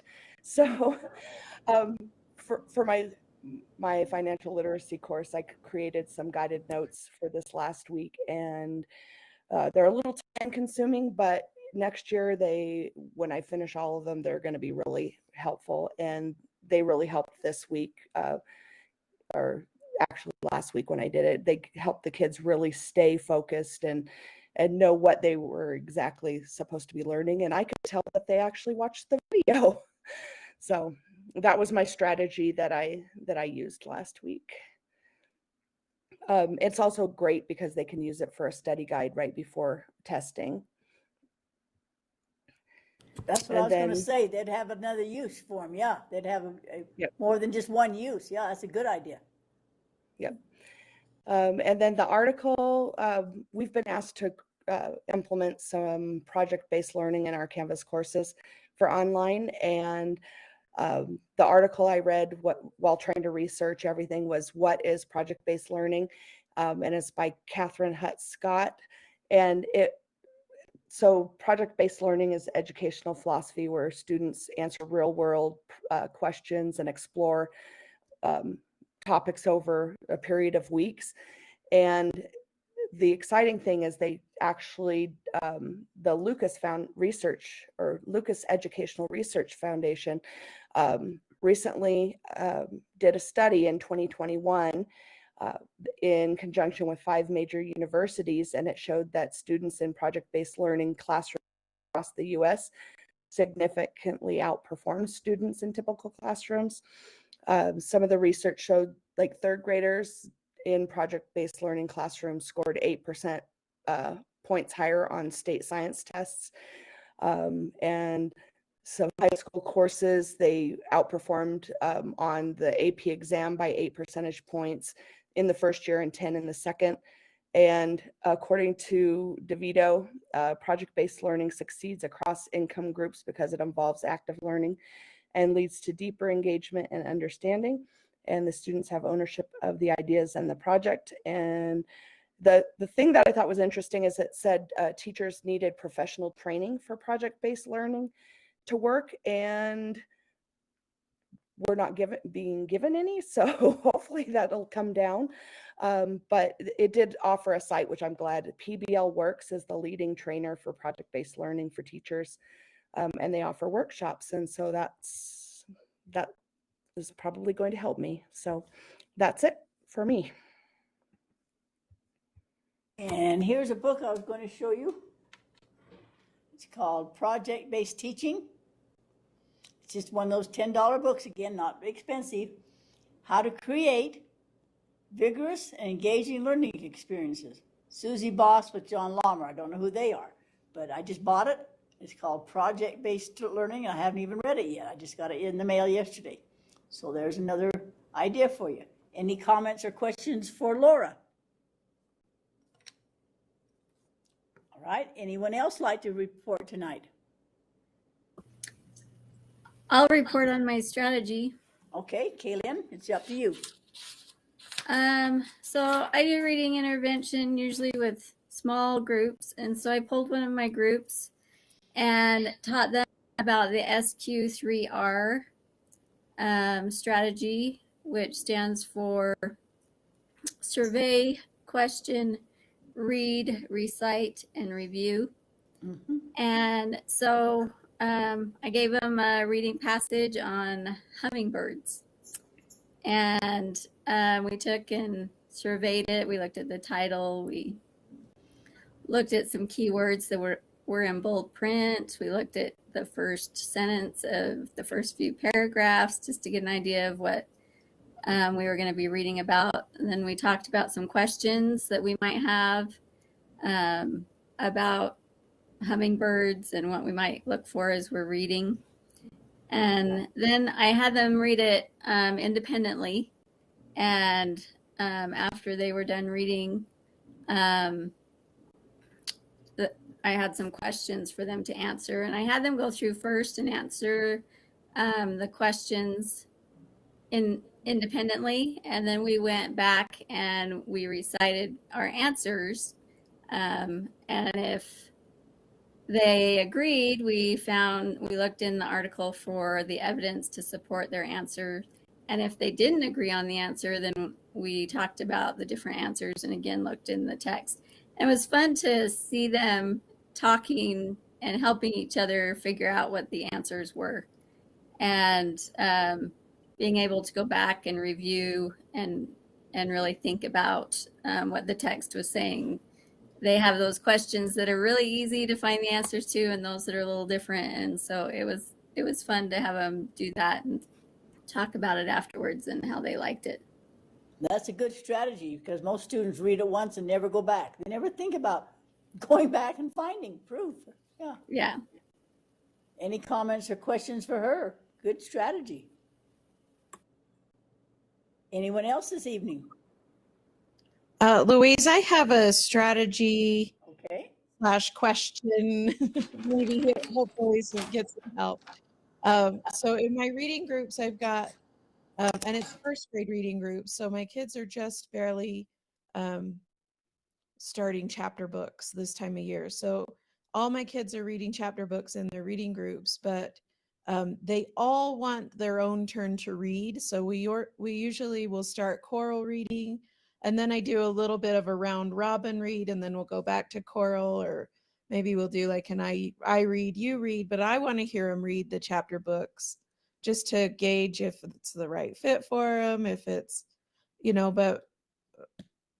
but how can I avoid that round robin when they're voluntarily saying, I want to read first. I want to read first.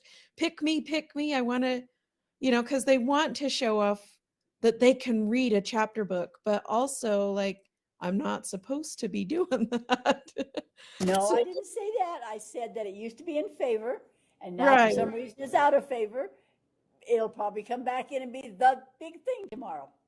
Right. But It like works for you, it works for you. Yeah. Yeah, even my college teachers were like, never do that. Don't do that. Whatever you do, it's horrible.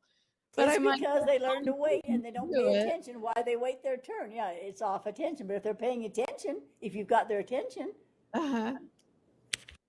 So it's okay to do it in that situation then? I'm not going to tell you you shouldn't. If it's working for you, it works for you. The stuff that I read on round robin reading was basically more on embarrassment. When students are volunteering and engaged and want to read, I don't think that necessarily falls, even though you're still going around the circle, I don't think it necessarily falls into the same category as the other round robin reading. Does that make sense? Yeah, that makes a lot of sense. And that's kind of how I was feeling like, well, they want to do it. And it's not very embarrassing because they're reading, they're grouped by their skills. So they're all reading a book that's hard for them. Or In that's 8th grade, I saw a boy almost throw up. He was waiting for his turn. He didn't want to read. He really didn't want to, and he literally threw up. His stomach got so. But there were 20 people in that group, and he had to wait. Yeah, size, everything matters. You know what to do. Yeah. Okay, well, that's the strategy I've been using. And I do use a lot of those other strategies that you had in that article or the handout today. And so while we're doing those chapter books, we're using quite a few of those different read aloud strategies with round robin in there as well. If you did what I said was right, it would be Dick and Jane, because that's where I started. Run, run, run. See. Dick, Dick, Dick. I got a whole collection of them left by So my do I. older teacher. And all I learned to do was regurgitate. I never learned to think. It was she could tell me something I could regurgitate on a test. I was an A student. I didn't know what I was doing. Yeah. I'm sorry. Go ahead, Sarah. I don't mean to. No, that's it. That was I didn't know. Like, you just never know if you're doing the right thing. And it changes tomorrow. A new author will come along, like letters. We hadn't heard of letters a few years ago, had we? No. Yeah. So, tomorrow you come up with the idea and make $1 million. Thank you. Any questions for Sarah? Anyone else tonight? Hey, I wanted to. Oh, go ahead. Sorry, this is Teresa.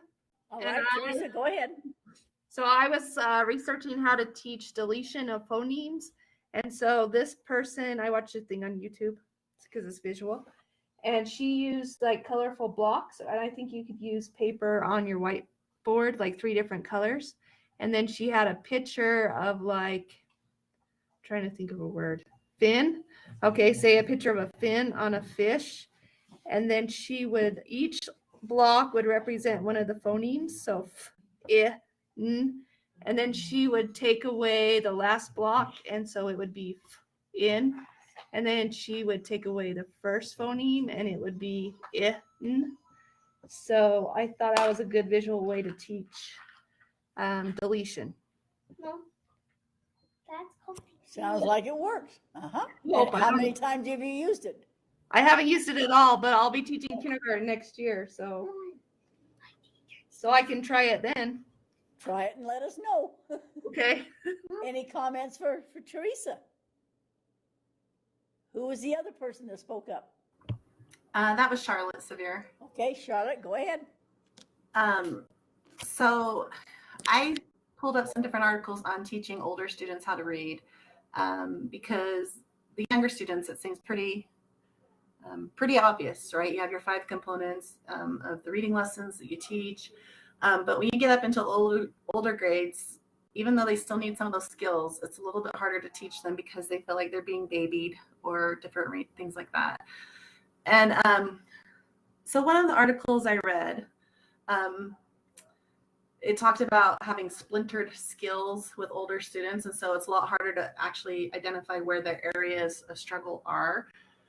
So it's not just following that same lesson plan of doing the 5 components. You have to figure out where those splintered skills are, the areas that they're struggling in. And most of the things that it talks about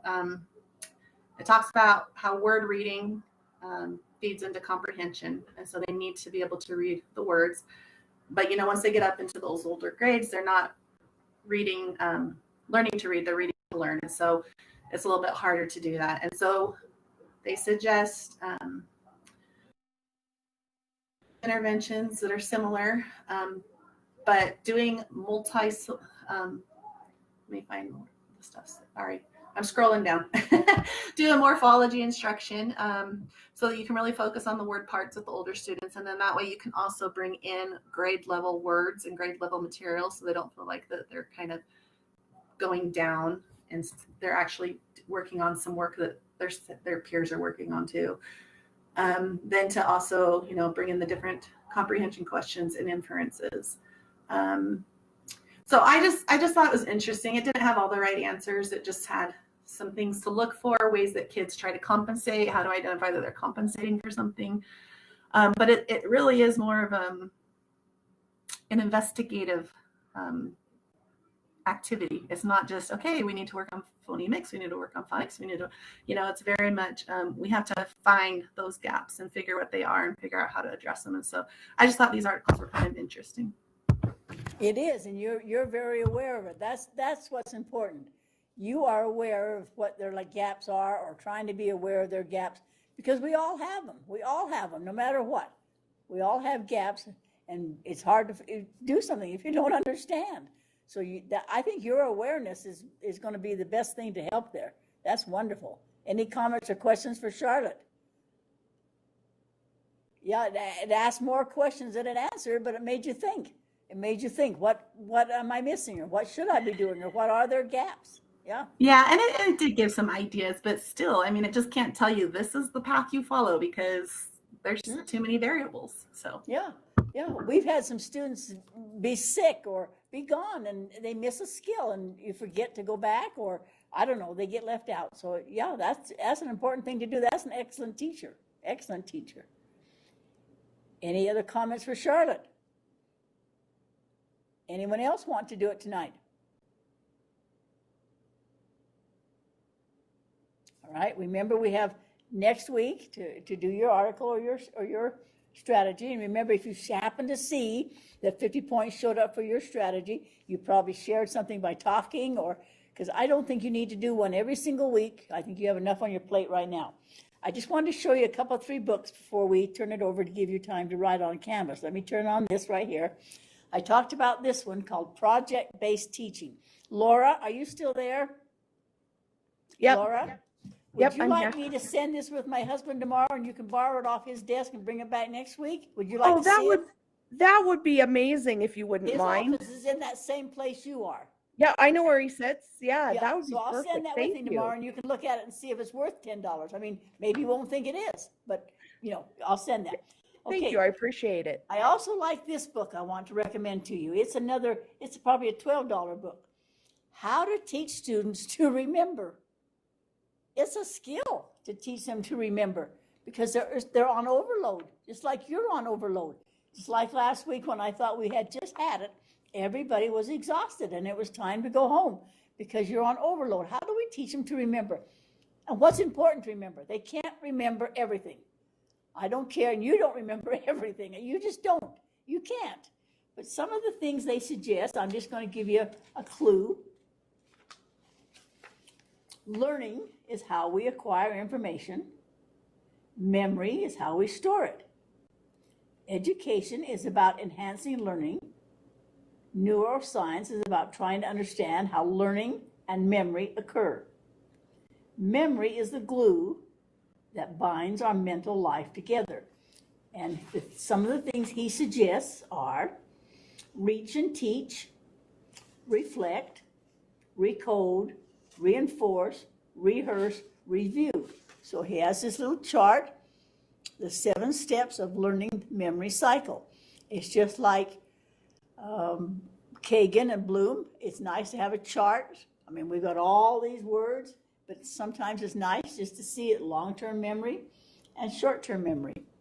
And there's a couple articles on your thing tonight. There's one about brain research. I put 5 brain research handouts and 4 thinking skills handout. So it shows how the working brain remembers things and the long-term brain remembers certain things. So there's just some handouts if you're interested. And this is kind of his way to show the 7 steps of learning and memory. So that's one book I really recommend.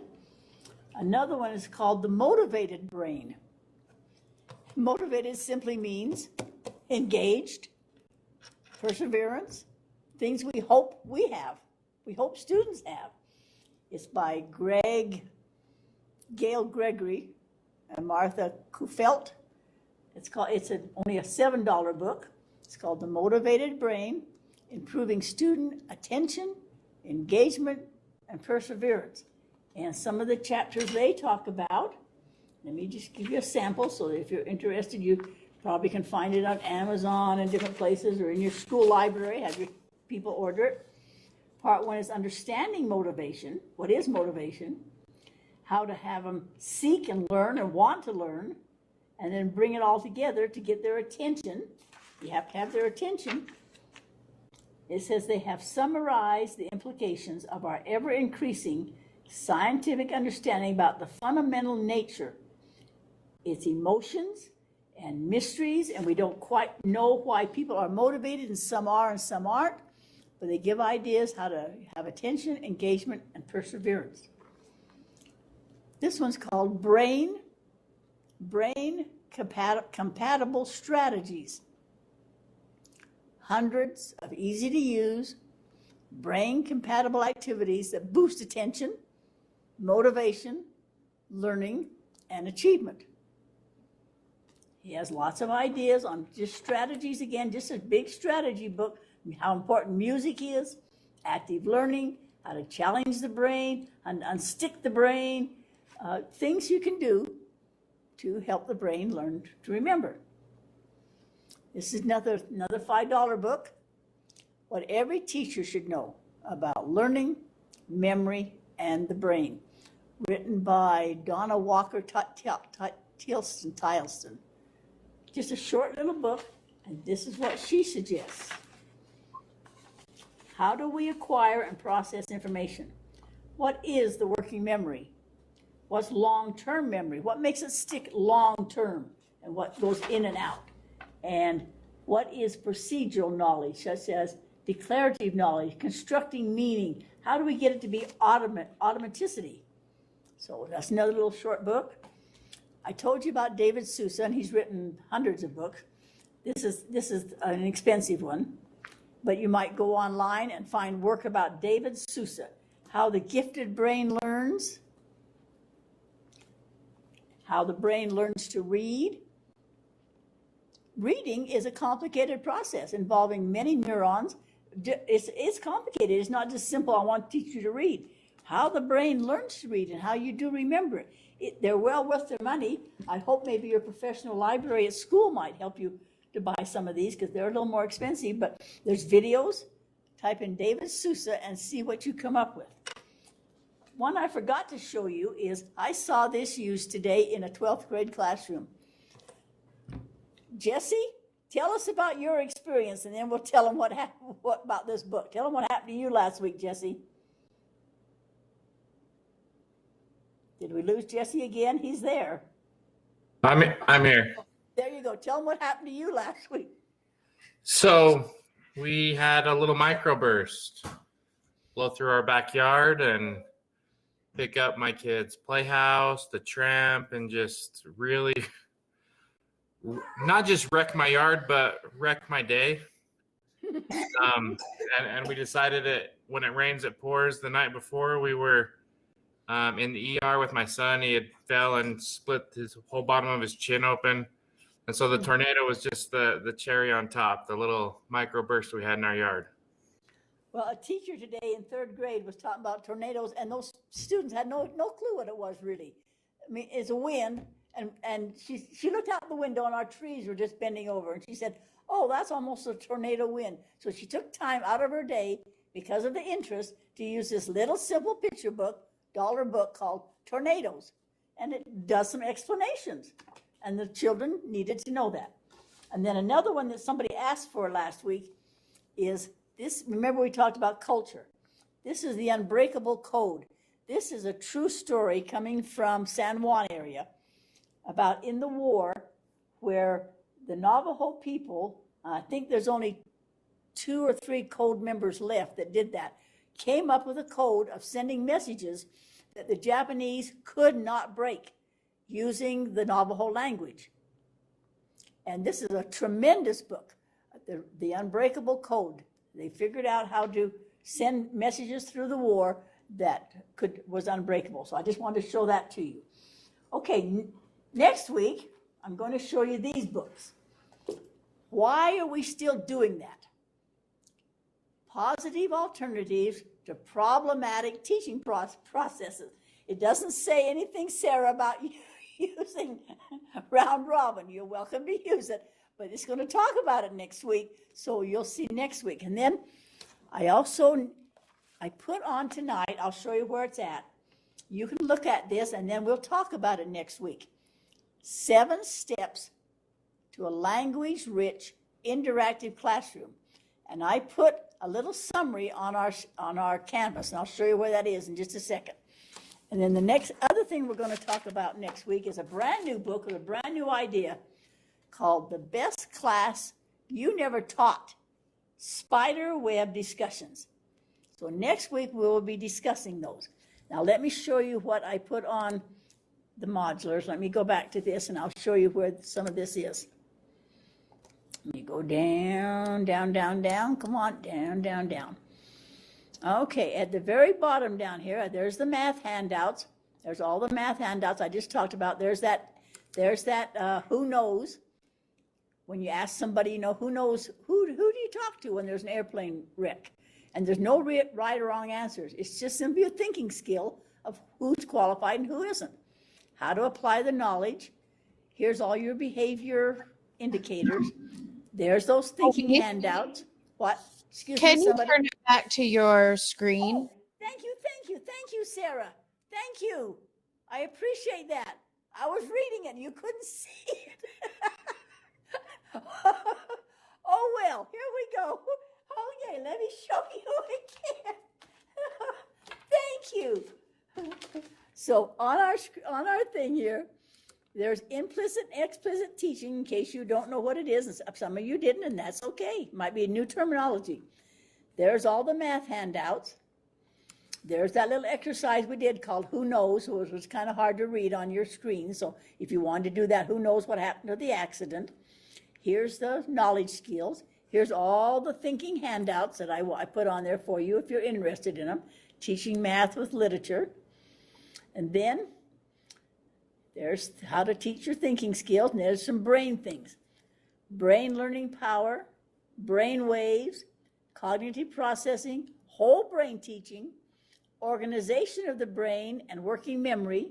We'll look at those next week. We'll look at multiple intelligences. You may or may not agree with them. They come and go in popularity. But then at the very bottom, if you haven't seen this one, look at this one. This is multiple intelligences, and it's like 40 pages, of ideas. They call it a smattering of activities. I think it goes on for, 25 pages of activities on using multiple intelligences. So if you haven't seen that one, take time to look at it this week. Next week, when we talk about spider web, that'll be the first one.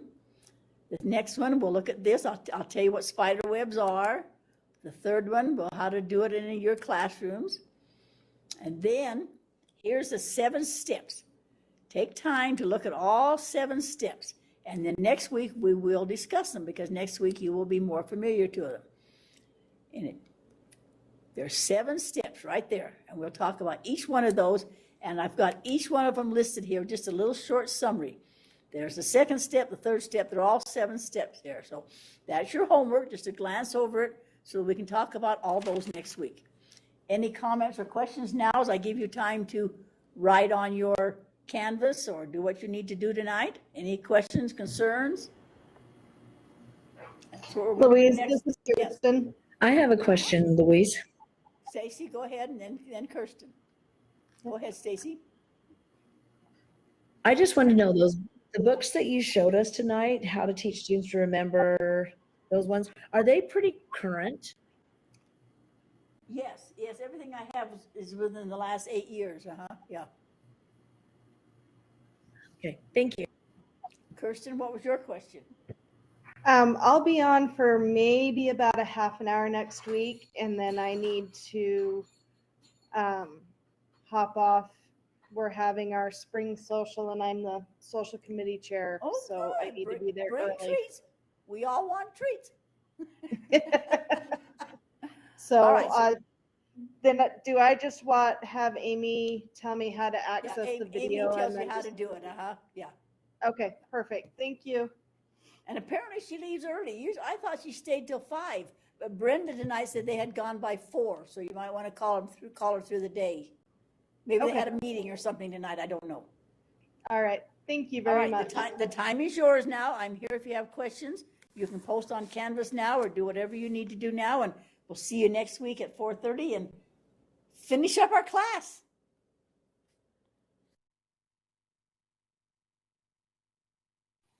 Thank you. You're welcome. Thank you.